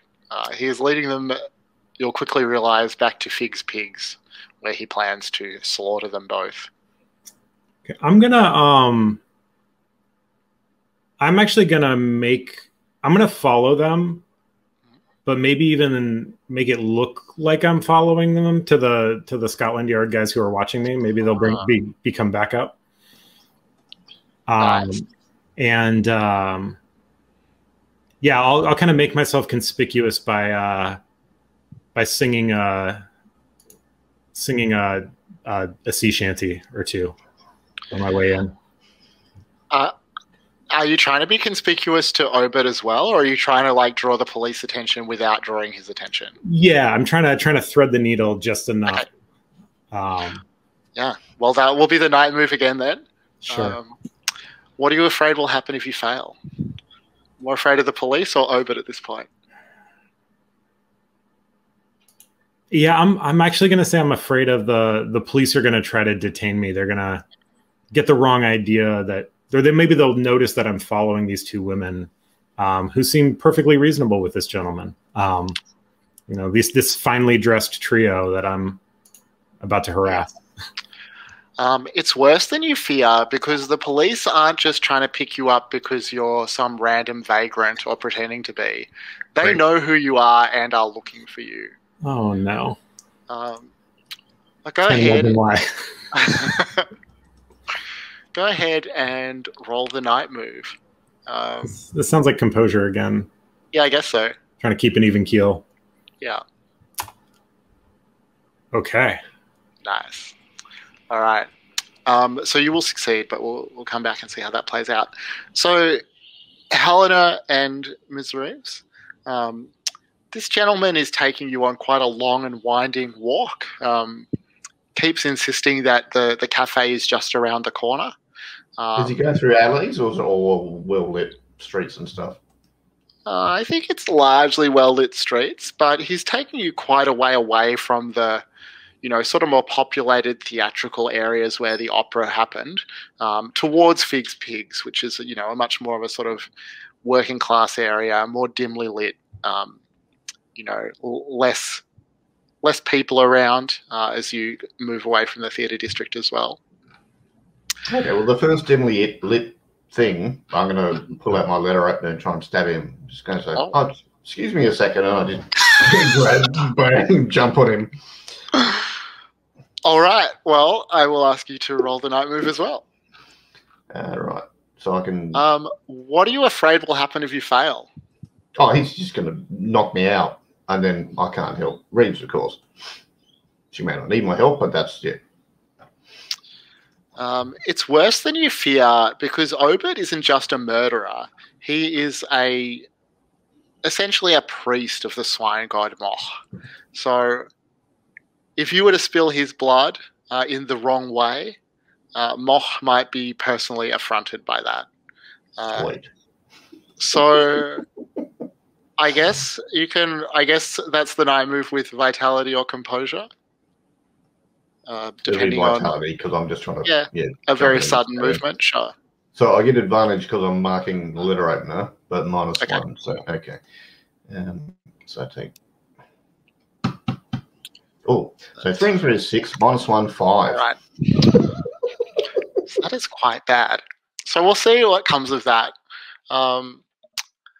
But Ms. Reeves, do you want to, before we resolve that move, is there anything that you're wanting to do as you notice that Helena has drawn the letter opener? I think if anything, she's kind of going along with the ruse and probably misses the clues that Helena's giving her. She took off her gloves, and that was a clue to Jim, and then maybe she's gonna I don't know, take off a brooch or something, and then Helena puts it back on once and takes it off again, and Reeves just isn't getting it, so that's why Helena just acts. And when that happens, Helena's kind of Reeves jumps and startles a bit, and then grabs her cane to try and help as much as she can, and smack him with her cane. All right. Well, yeah, I guess you can roll the night move as well to see how the cane smacking goes. What are you afraid will happen if you fail? That her aim isn't good enough, and she will accidentally hit Elena. All right. It's worse than you fear, because Obert did not mistake either of you for opera patrons. Just like the police have deliberately targeted Jim, Obert has deliberately drawn you here. Go ahead and roll, I guess, with vitality as well. Okay. That is a 9. All right. So a success with a complication. But we'll go to our third unseen prompt before we resolve that. Helena, can I get you to read and answer the third question there? Okay. So the old witch Amazons are a pair of twin sisters who have devoted themselves to athletics and bodybuilding. What feats of strength and endurance do we see them perform, and how do they take pride in their bodies? Yeah, I guess they'd be wearing swimmers' trunks and t-shirts, which is quite scandalous for Victorian era. That they're doing the bodybuilder poses and all of that. One of them will kind of stand on the other one's shoulders, and then the person on top will do a handstand, and the other person will hold them up. And they'll do that kind of leaping and flipping while locking forearms and doing that in a circle. I'm the least sporty person. I've got no idea. And maybe do that, one of them runs at the other one and they flip them in the air and they do a flip and some basic kind of somersaults and that. and cartwheel around the circle. Awesome. So, back on the street, Jim Fletcher, you see everyone sort of disappear. Helena waited for a dimly lit spot, so between street lights, all of them fade out. Helena, you thrust the letter opener right into Obert's neck. And it's only when he turns towards you smiling that you realize he somehow removed the letter opener from your hand without you noticing, and that he's stuck it deep in your belly. So take the condition stabbed, please. Awesome. Ms. Reeves, you successfully bring the cane down across his neck so he's not able to press the attack. You see that he intended to drag that blade right up Helena's sternum, and it would clearly have been a fatal wound, but the assault sort of forces him to let go and leaves the letter opener right inside Helena's lower abdomen. But the complication or cost there is that the cane shatters over his head and you won't be able to continue attacking in that way. Okay. Jim, you certainly hear the sounds of scuffle and struggle and screams. So, police be damned. I'm going to run towards it. And, I think I'm going to kind of really feel the enhanced physicality that I'm experiencing from my curse that's working as a benefit right now, and just kind of get rid of the coat, get rid of kind of strip down so that I'm not impeded by movement. And you can kind of see that very hairy all over at this point, and even kind of bare my fangs, and kind of maneuver through and even touch off the walls, almost like kind of parkour situation, and just try to absolutely tackle over Figg. Nice. Well, I will get you to roll the 9 move once more. What are you afraid will happen if you fail? I'm afraid I will get caught up, and because Helena's kind of grappled there, that I will injure her as well. I won't remove Obert from her, though. She'll kind of come with us, or maybe I'll miss Obert completely, something like that. How is it worse than you fear? It's worse than you fear because not only is that true, but the police will interfere, and their interference will leave Obert time to kill Helena. Shit. So go ahead and roll the night move, certainly with physicality this time. Yeah, and so I have advantage. None of my items are going to be useful here. Well, you got advantage anyway. Okay, so that looks pretty good. 12. A 12. What do you get on a 12 on the night move? You do it and hold steady, and the keeper will tell you some extra benefit or advantage you receive. Describe what it looks like. So, I guess I will ask you to tell us then, what does this scene look like? If you want to narrate the extra benefit or advantage for yourself, you can, or I can pick that up if you want. I want to say with my heightened senses, I read the situation very quickly, and so I'm able to kind of sneak past Reeves, insert myself in between Helena and Obert Figg, and in the process, I see that she's been stabbed, and I'm going to grab the letter opener so that I now have a weapon in addition to having tackled Obert Figg, and I'm going to kind of hold it to his neck. All right. So, Jim Fletcher has taken down Obert, has a blade to his neck. Helena, you are in some serious distress, but alive, not mortally wounded. Miss Reeves, you are now unarmed. Obert still looks wild. It's clear that he is still ready to attack if given the chance. Helena and Miss Reeves, what do the two of you do?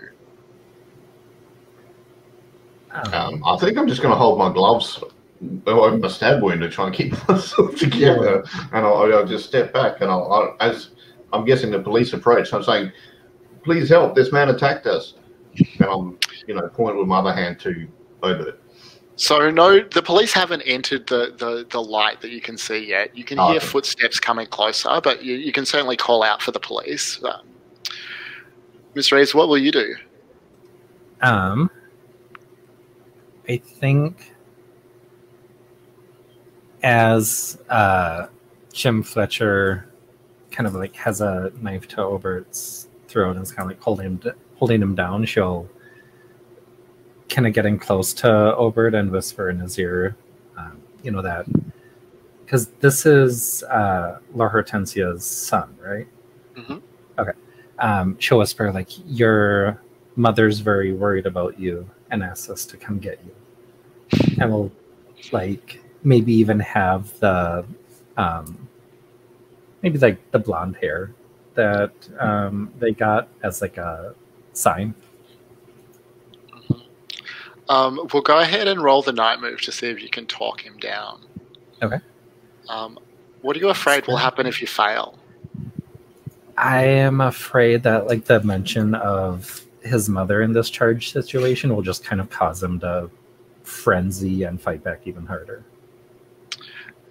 It's worse than you fear, because now that he's been physically hurt, Moch is paying much more attention. Is ready to intervene on behalf of his servant. Go ahead and roll. 6. All right. So let's go to our next unseen prompt, and then we'll come back and see how that goes.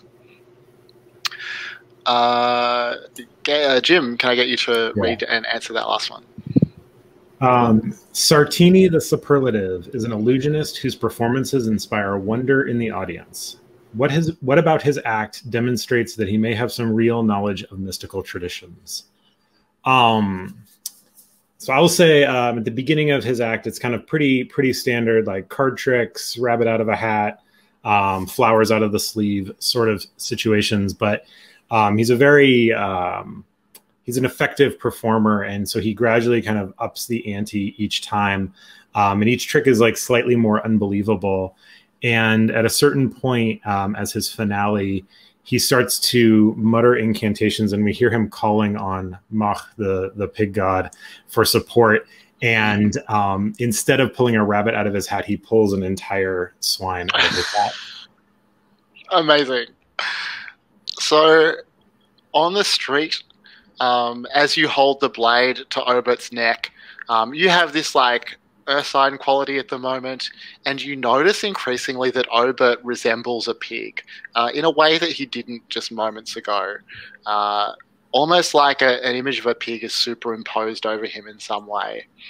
And he looks up at you and he says, "Will you join me at the breast of the great he-sow, or shall we grind up your blood and bones for the slop?"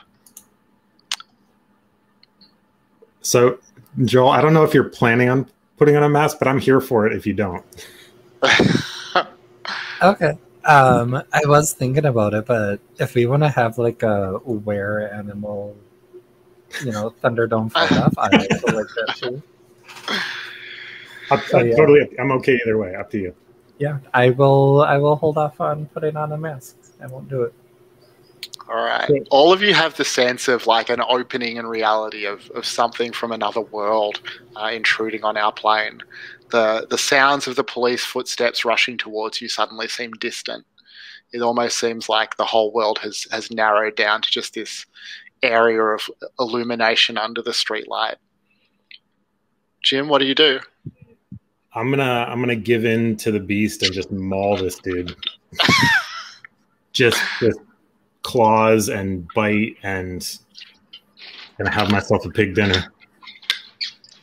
What are you afraid will happen if you fail? I'm afraid that I will lose control of myself even more. I had such a good "it's worse than you fear" lined up, but you took it in such a different direction that I'm not sure I can still use it. Can I suggest, like, somehow Reeves gets scratched or bitten and she gets the curse as well or something? Oh, it's terrifying. I think that why it's worse than you fear is that outside the circle of the streetlight, it's the pagan times in which Mock was worshipped, sorry. And the many pagan worshippers of Mock are lining up their sacrifices at the guillotine even now.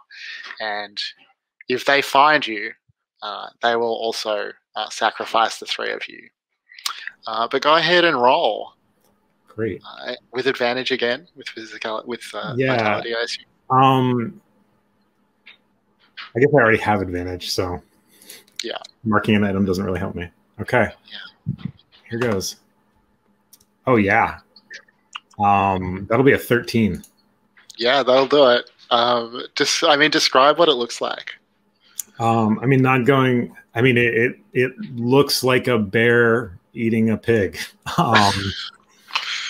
Kind of claws raking at it, kind of making sure to wring its neck. I guess I'm thinking more dog-like, but yeah, there's no mercy. Like, almost looks.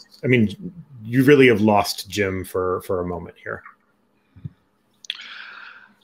And you do get some extra benefit or advantage for the 12 plus.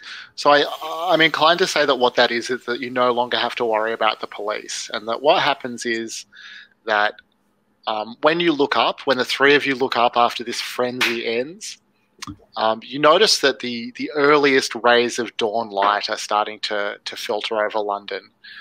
You don't know how long you've been gone or exactly where you were gone, but whatever police were looking for you are gone now too.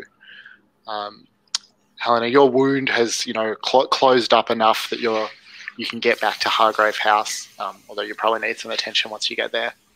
Are people happy with that as an end to the night phase, or are there anything else that, especially Helena and Reeves, is there anything that you're wanting to do while Jim devours your enemy? I think we'll just sort of hustle home and keep them looking behind us. Yeah. To make sure. Good call. Mm-hmm. All right. Well, let's take another break here, and we'll come back at 6 minutes past the hour for the dawn phase. It's really interesting how the unseen and the the shadow or the echoes in the night, like the same unseen linked to a different threat would feel different. Yeah. So. Yeah, I think this would sort of supposed to be using some of the visuals more when we're describing things we do, but it's hard to remember because you got different threats to deal with, and they're thinking who's doing what. And yeah, I've started to make some notes during the unseen so that I remember what's in there. And some of them are bloody awful, so I'm like, I don't want to talk about that so big again. Yeah. Well, I think you can, that's what I just tried to do in the last one, right? Like, have the magician invoke the pig god, just a small bit. I think you can also just try and have some really general things, like red curtains or something, where it would be pretty, easy to put in some sort of image of a red curtain or a red wall or red fabric or something and call that an echo. It doesn't have to be too specific and precise. All right. Well, I think it is dawn now, so let me just find what happens in the dawn phase. So firstly, you collect rewards if a threat was resolved, and a threat was indeed resolved. If you turn to the Figg's Pigs column and scroll all the way down, you'll see the rewards that are available to you there. There are some cool choices. So I might ask Jim, first of all, which of the rewards would you like?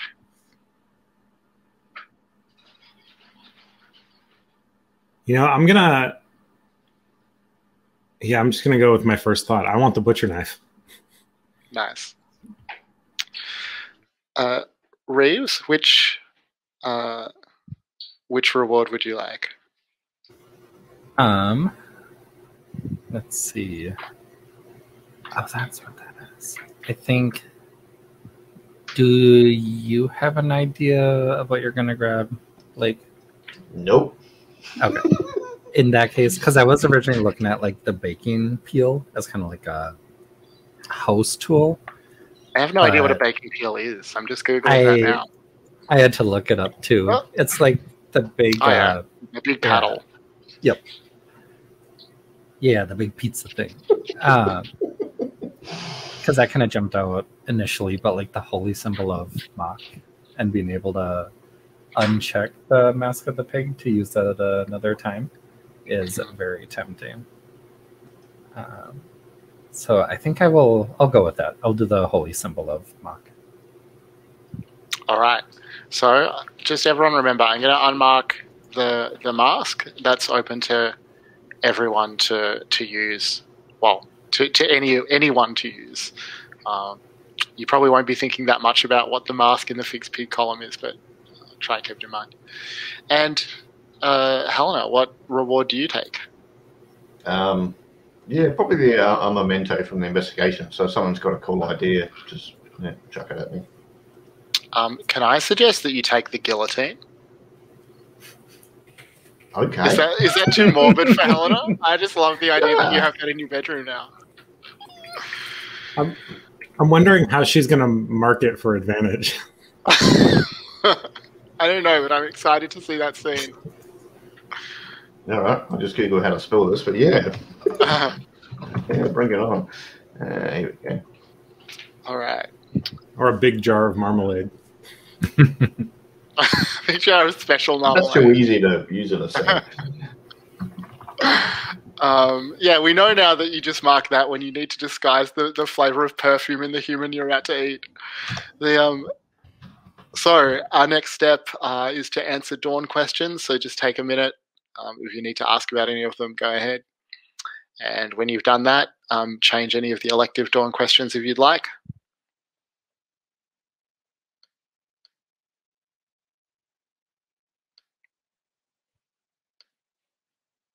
Does Obert count as a dark entity?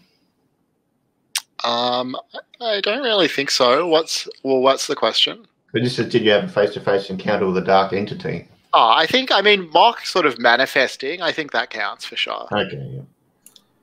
I mean, Jim Fletcher was a dark entity for a minute there. Okay. I did do a ritual, so yeah, okay, cool.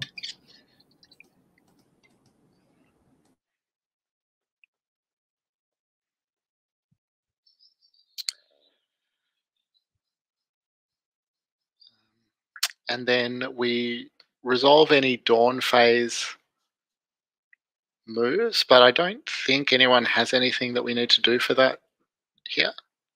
Oh, sorry. Go ahead, John. I have a Dawn phase move. It's the Memory of the Servant. I steal something from the night before. I think if anything, maybe one of the other party goers was some influential person who basically has season tickets to the opera. It's like a card that they can just show to get into a show whenever they want. And so Helena or Reeves, acquires them through completely non-illegal means as she bumps into the attendant and gives it to Helena as a thank you for,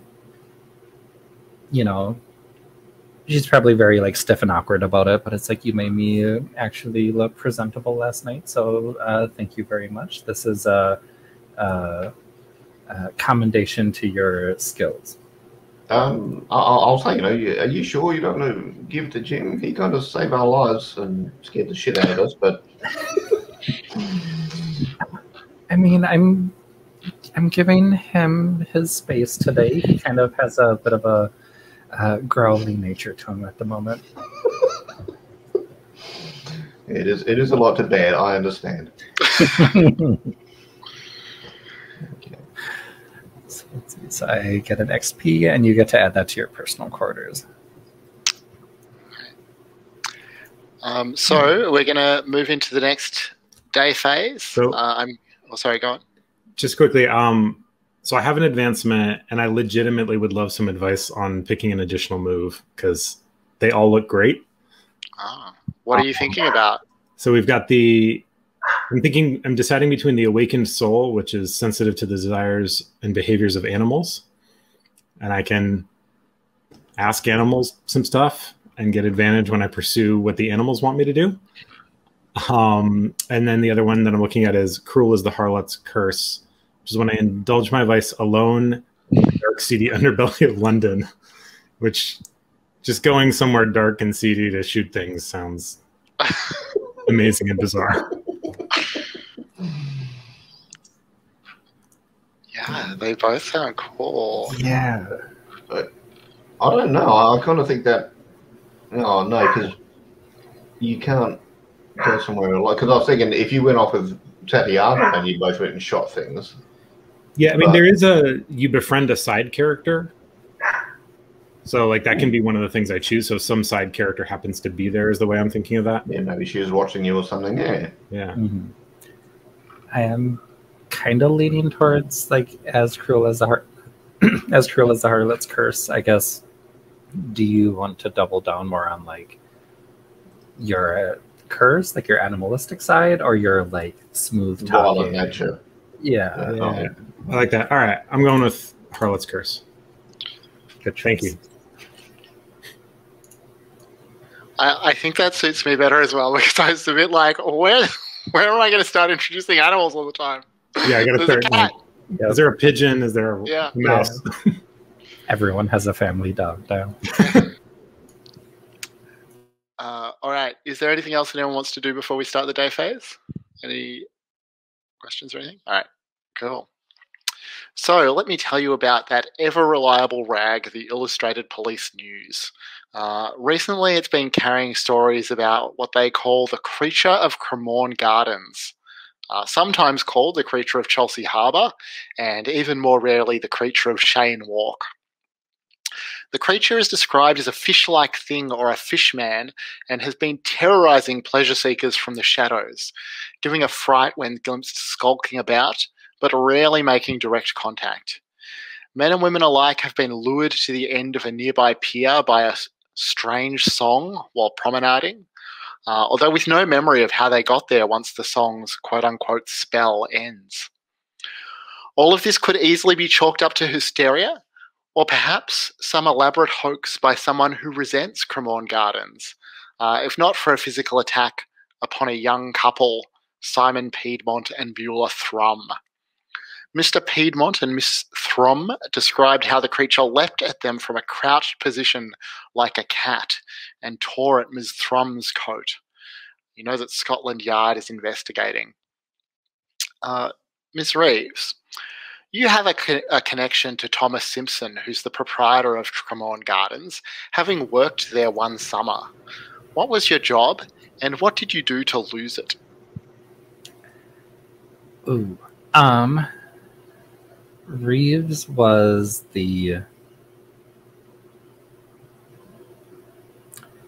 she was one of the, like, tour guides of the garden. And she lost the job because she wasn't friendly or likable enough. Like, she had, like, very good knowledge of the gardens and, like, stated all the facts, but was very much like, come along now, like, we have no time to dilly-dally. Here's what's going on. Like, just no personality of a tour guide.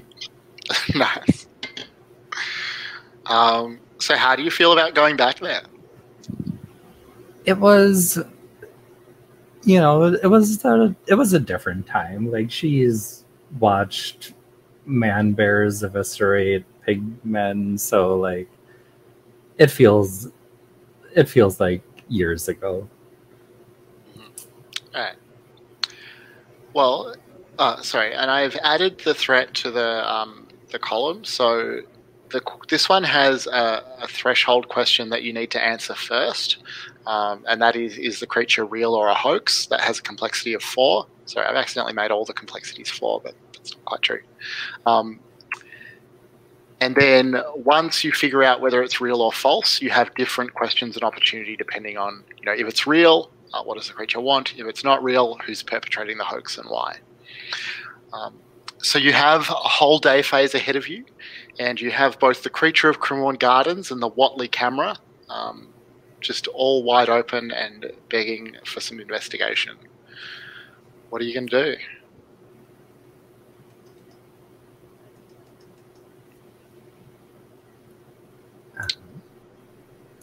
Should we, from like a metagame standpoint, try and investigate the creature of Cremorne Gardens, just since it's a smaller complexity, more chance to make progress on it? There's also a violent threat, so maybe it's Well, you can understand people want to fix quicker. Mm-hmm. I mean, the other one we have a disappearance, right, with the mystical camera. Yeah. Yeah, that's right. Helena, you also have the condition stabbed. I wonder if you want to take some time out for the vulnerable move.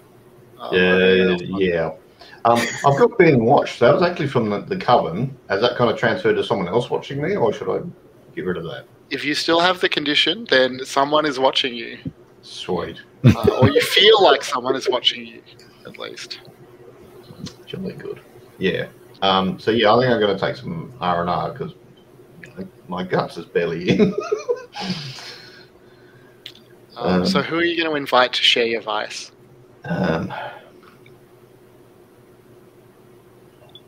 I think while we're having breakfast, I'll just say, look, I'm going to relax today, and if anyone would like to join me, and one or both of them can join me in the conservatory. Get lightly baked. For a hit of opium. Yeah. Have a group opium breakfast. Yeah, mid-morning meal and baking. Okay. Well, if Reeves is willing to join Helena, I might go off on my own. Okay. Nice. What are you going off on your own for? I'm gonna go ahead and use my new move and Nice. go find in the morning, you're just going to find a seedy, quiet spot in London to shoot things. Yeah, some maybe I'm imagining maybe there's a like underground, like literally underground, but also figuratively underground place where there's maybe some gambling or like shooting games, or maybe we can like kind of bend the shooting into like darts or something like that. Yeah, I mean, shooting. I'm definitely into the idea that there's somewhere you can actually just go to shoot with other like seedy types in London. Yeah, I'm imagining a lot of bragging and boasting. If you wanted something more private, you also do know the location of that underground vampire lair that's vacant now. If you wanted a quiet spot to go shoot. Oh, yes. That could work. Yes, absolutely. That's perfect. And I'll just set up random things that the vampires had in there as target practice. Nice. Yeah, because I think the key there is when you indulge your vice alone, to deaden your senses. Nice. So just kind of mindlessly firing off round after round after round. Just It probably echoes in there, so it's quite loud, so you can't hear the outside world. Just total cacophony. Nice. Well, go ahead and roll with vitality. You no longer have advantage from last night, but Right. 9. So I think you get to choose one. Oh, why not? Let's befriend the side character. Oh. All right. I'll have to give some thought to what side character might find their way into the vampire's lair at this point. But I will clear my condition there. Sure. Oh, yeah. Nice. So, Reeves and Helena, tell us about your morning. I think we're getting baked and kind of talking about things that will happen, and she'll sort of subtly say, look, you've spent a bit of time with Jim, and said, is that something you're going to do more of? Is he the man for you, you think? Or? And I think, like, Reeves initially thinks that like you asked her there to treat your wound, so she's kind of like laying out, some supplies to like clean and dress your wounds.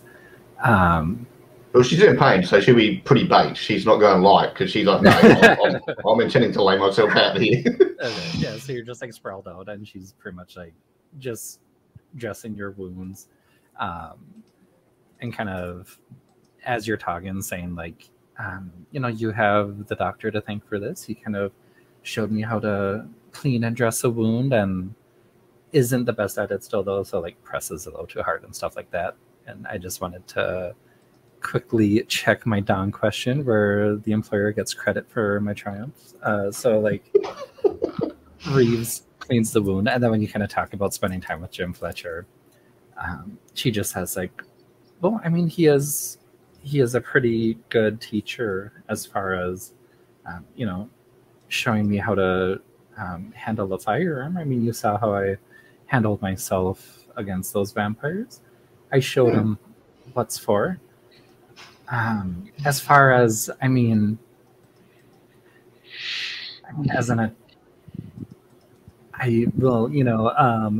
like she just kind of gets awkward and flustered, and it's like, as a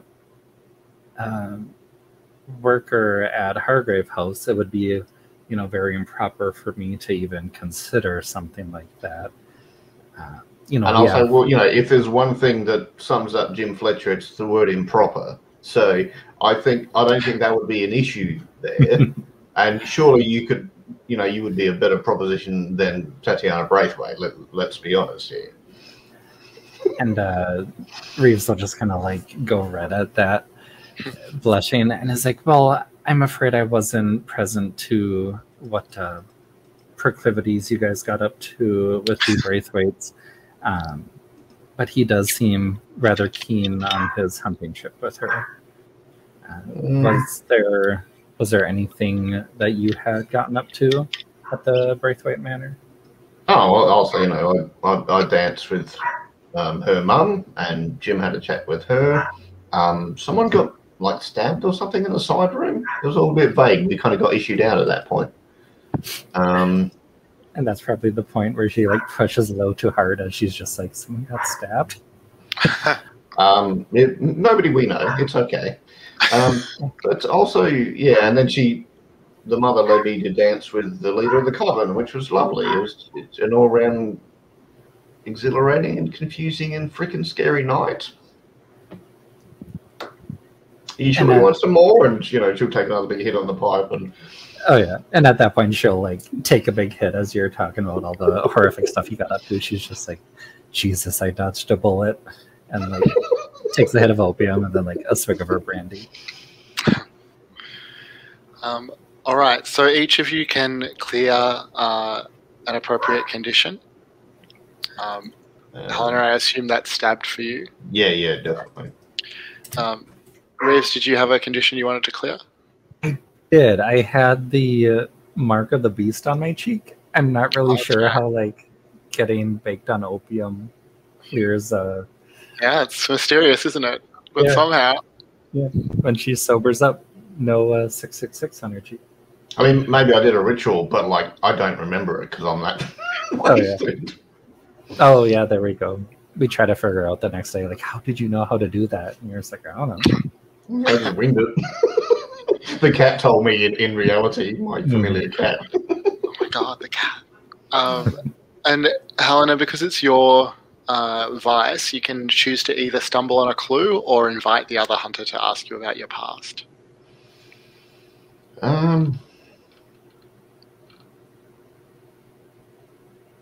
Maybe stumble on the clue. I'm kind of thinking maybe that camera had been used in this room with like the previous batch of hunters or something.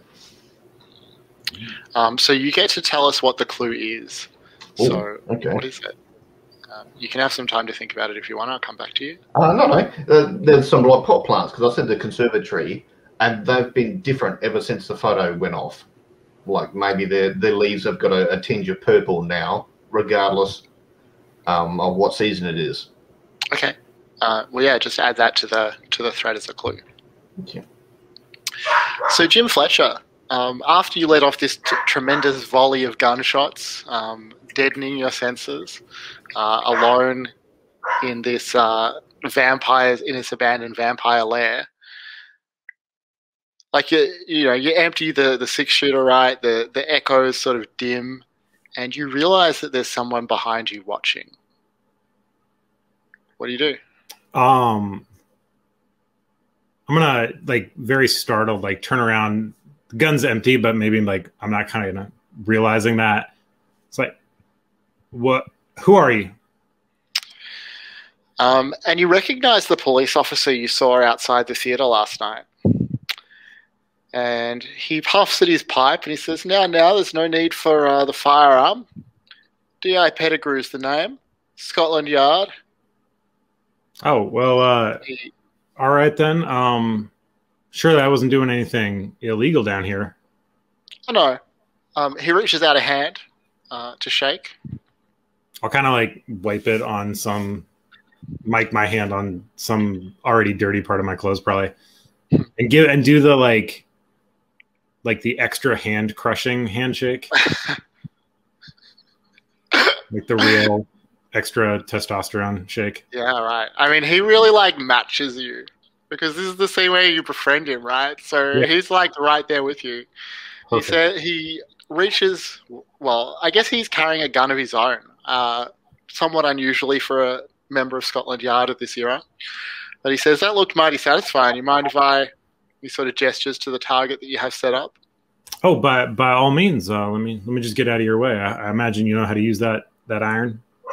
That's right. He very quickly squeezes off 6 very accurate shots.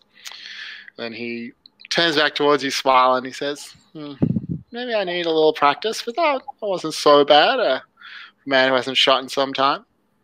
I imagine if that detective work gets a little tiresome for you, you could find some other lines of work. Maybe I will. It's funny, I was actually wanting to talk to you about guns or about some friends you made recently. I understand that you and some of your friends attended a gathering at Braithwaite Manor not too long ago. Well, it would be impolite to decline a fine lady's invitation. Indeed. What do you know about the Braithwaites? I know she, Mrs. Braithwaite, that is, gets up to all manner of things inside the confines of her home, but I do know that a lady's house is her castle, and she may do as she pleases. Well, that's true, as long as she's not violating any of the Queen's laws. Well, I certainly saw no violation of the Queen's laws myself. Takes that in, he says, have it on good authority that Braithwaite Hall recently acquired an enormous amount of gunpowder, dynamite. Didn't see anything like that? I cannot say that I do. This was a social function. There was all manner of food and drink and all manner of lovely people. There was some dancing to be had and excellent conversation, but certainly no dynamite or gunpowder. I would have noticed.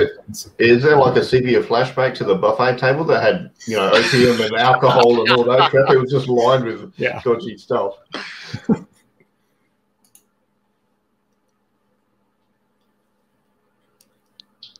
But no, I can't say I found it. I froze again for a second there, I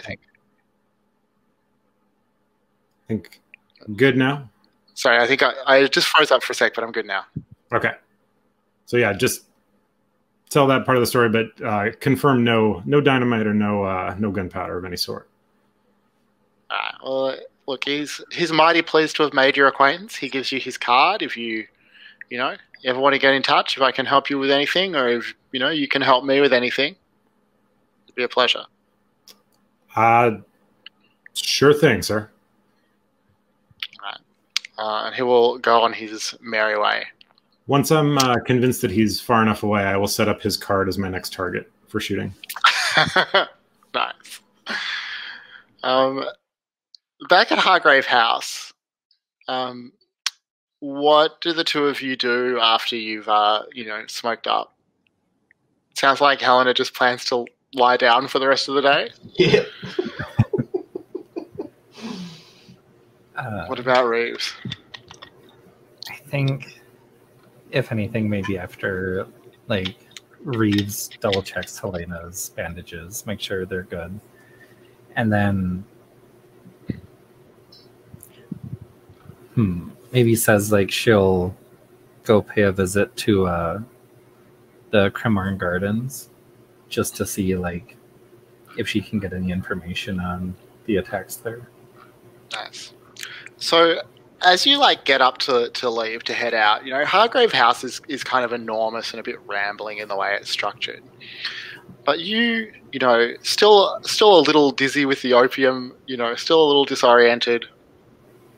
Open a door and find a completely unfamiliar room. You're sure that it didn't look like this, I mean, yesterday? But, you know, how could it have? The room is completely covered in sapphire blue in the Braithwaite signature colour. The carpet is sapphire blue, the furnishings, the drapery, the artwork, the frames, the paintings themselves, all sapphire blue. And that is the mastermind clue that I owe you from earlier. Mm-hmm. Does that stop you? Does that change your plan? Or are you still heading on to Cremorne Gardens? No, that definitely stops me. I think if anything, Reeves like opens the door, sees that, kind of like shuts the door, opens it again just to double check, maybe rubs her eyes, and then I'll go into the room to like look around and try and figure out what happened, mumbling under her breath like, I didn't improve any renovations. Like, what is this? This is all tastefully done, isn't it? It's not like slapdash wax and blue on there. It's all very fine work.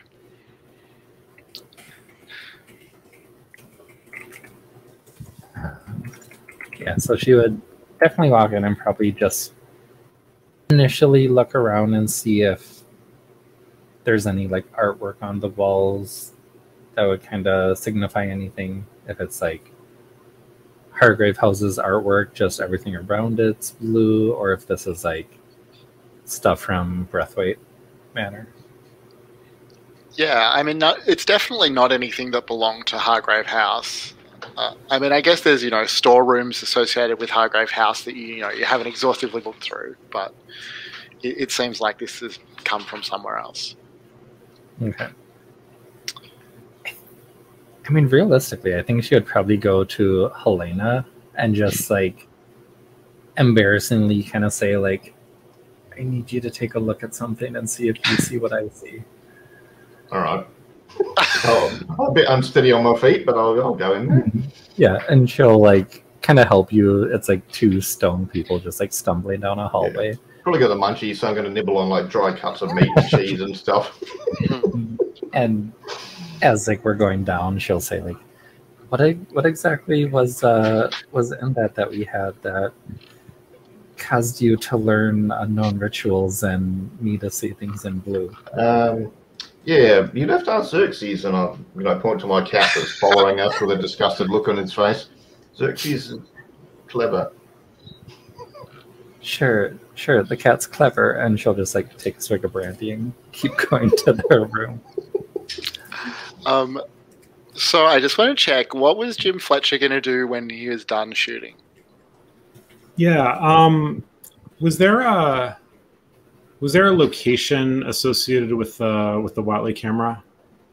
Yeah, so bear with me for one sec. So there is the Society Obscura, which is the photography group. Okay. The photography society. Yeah, I'll head over there and poke my nose in. All right. So let's see what you'll find. So I guess the other location is potentially visiting with Bert Broadswell, who's the lover of the missing woman who sent you the photograph. Oh, no, I'm definitely going to talk to him instead. All right. So you head to Bert Broadswell. He opens the door of a sort of modest townhouse. He has a lantern jaw, fulsome eyelashes, and a trim physique. He doesn't recognize you, but he says hello. Hey there. I believe you you may have a bit of a missing persons issue. I'm here from on behalf of Hargrave House. Yes, please come in. Oh, great. Just come on in. So I'll kind of sit him down and be like, well, we investigate this sort of thing, and I heard your is it your wife or your lady friend? She might be missing.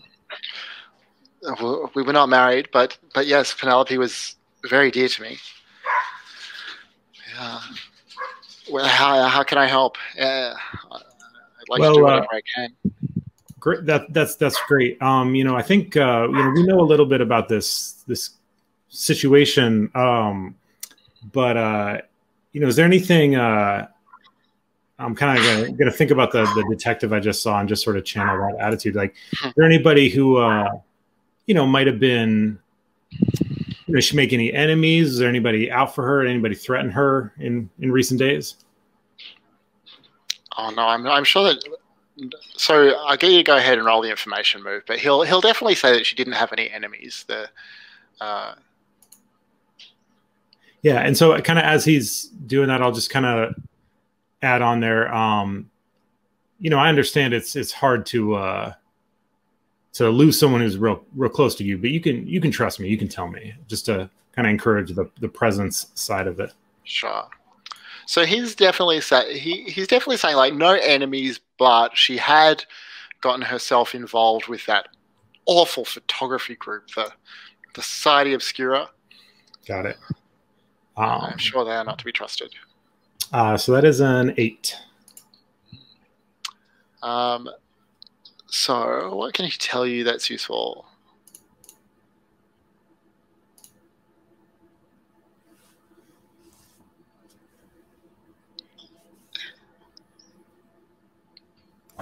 He tells you, so no enemies, but this, very poor impression of the Society Obscura.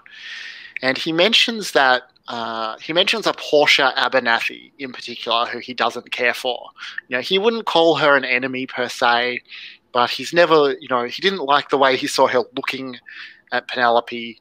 And, he heard her talking to that awful man of hers in some sort of a dead language. I don't even know what it was. Latin, maybe, something older. And the side character overheard speaking in a dead language is your clue there. Got it.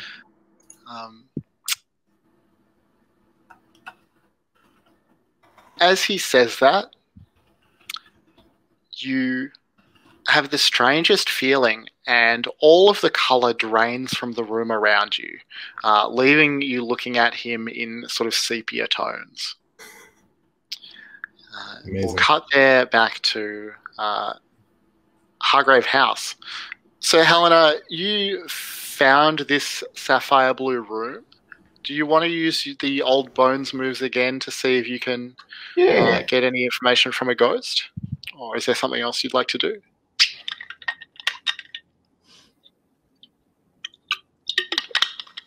Yeah, because that makes sense. Because if Reeves doesn't know how they'll change, then a ghost is probably my only option. So I'll try it again. Okay. And I think as you're scanning it, Reeves is just like, "This is blue, right? You see blue." This is very blue. This is like there were lots of this blue at Theodora's place when we had the ball. And then she's just kind of relieved at that. But really, it looks better on me than her. But anyway, take a deep breath and run my hand around the wall and see how we go. Sensitivity. Roll with sensitivity. Which is 3. So it's really good. 11. Nice. So on a 10 plus, the ghost will appear and answer a single question you pose to it or perform a small task. Your choice. And because it's a 10 plus, it will not ask for anything in return. Yeah. What do you want to ask it? When was this done? Because whether it's her servants or our servants, it doesn't matter. If it was done before we went to her place or something, then I mean, she's playing some sort of long game, but if it's only recently, then it's a reaction to us going to the ball. So, okay. So I guess it makes sense that the ghost will answer in the form of a mastermind clue here. So you get the ghost reaches out towards you. Maybe it's one of Roger the Reaver's victims is manifesting here. Reaches for your face and starts to sink its ghostly fingers into your head and conjure a vision. And you definitely get the sense, like you absorb the impression from this ghost that it was quite recent, that it's only happened since you visited Braithwaite Manor. okay. But the vision that it imparts to you is scores of people fleeing in terror and screaming in pain as Buckingham Palace is consumed by sapphire blue flame. So you can mark that down as a mastermind clue on the threats tab. Yeah, that's shit. Oh wow, they're not aiming low. I think that might be a good spot to leave it for today with the vision of Buckingham Palace exploding into blue flame. So I'll just stop the recording here and then I'll ask for a quick round of stars and wishes.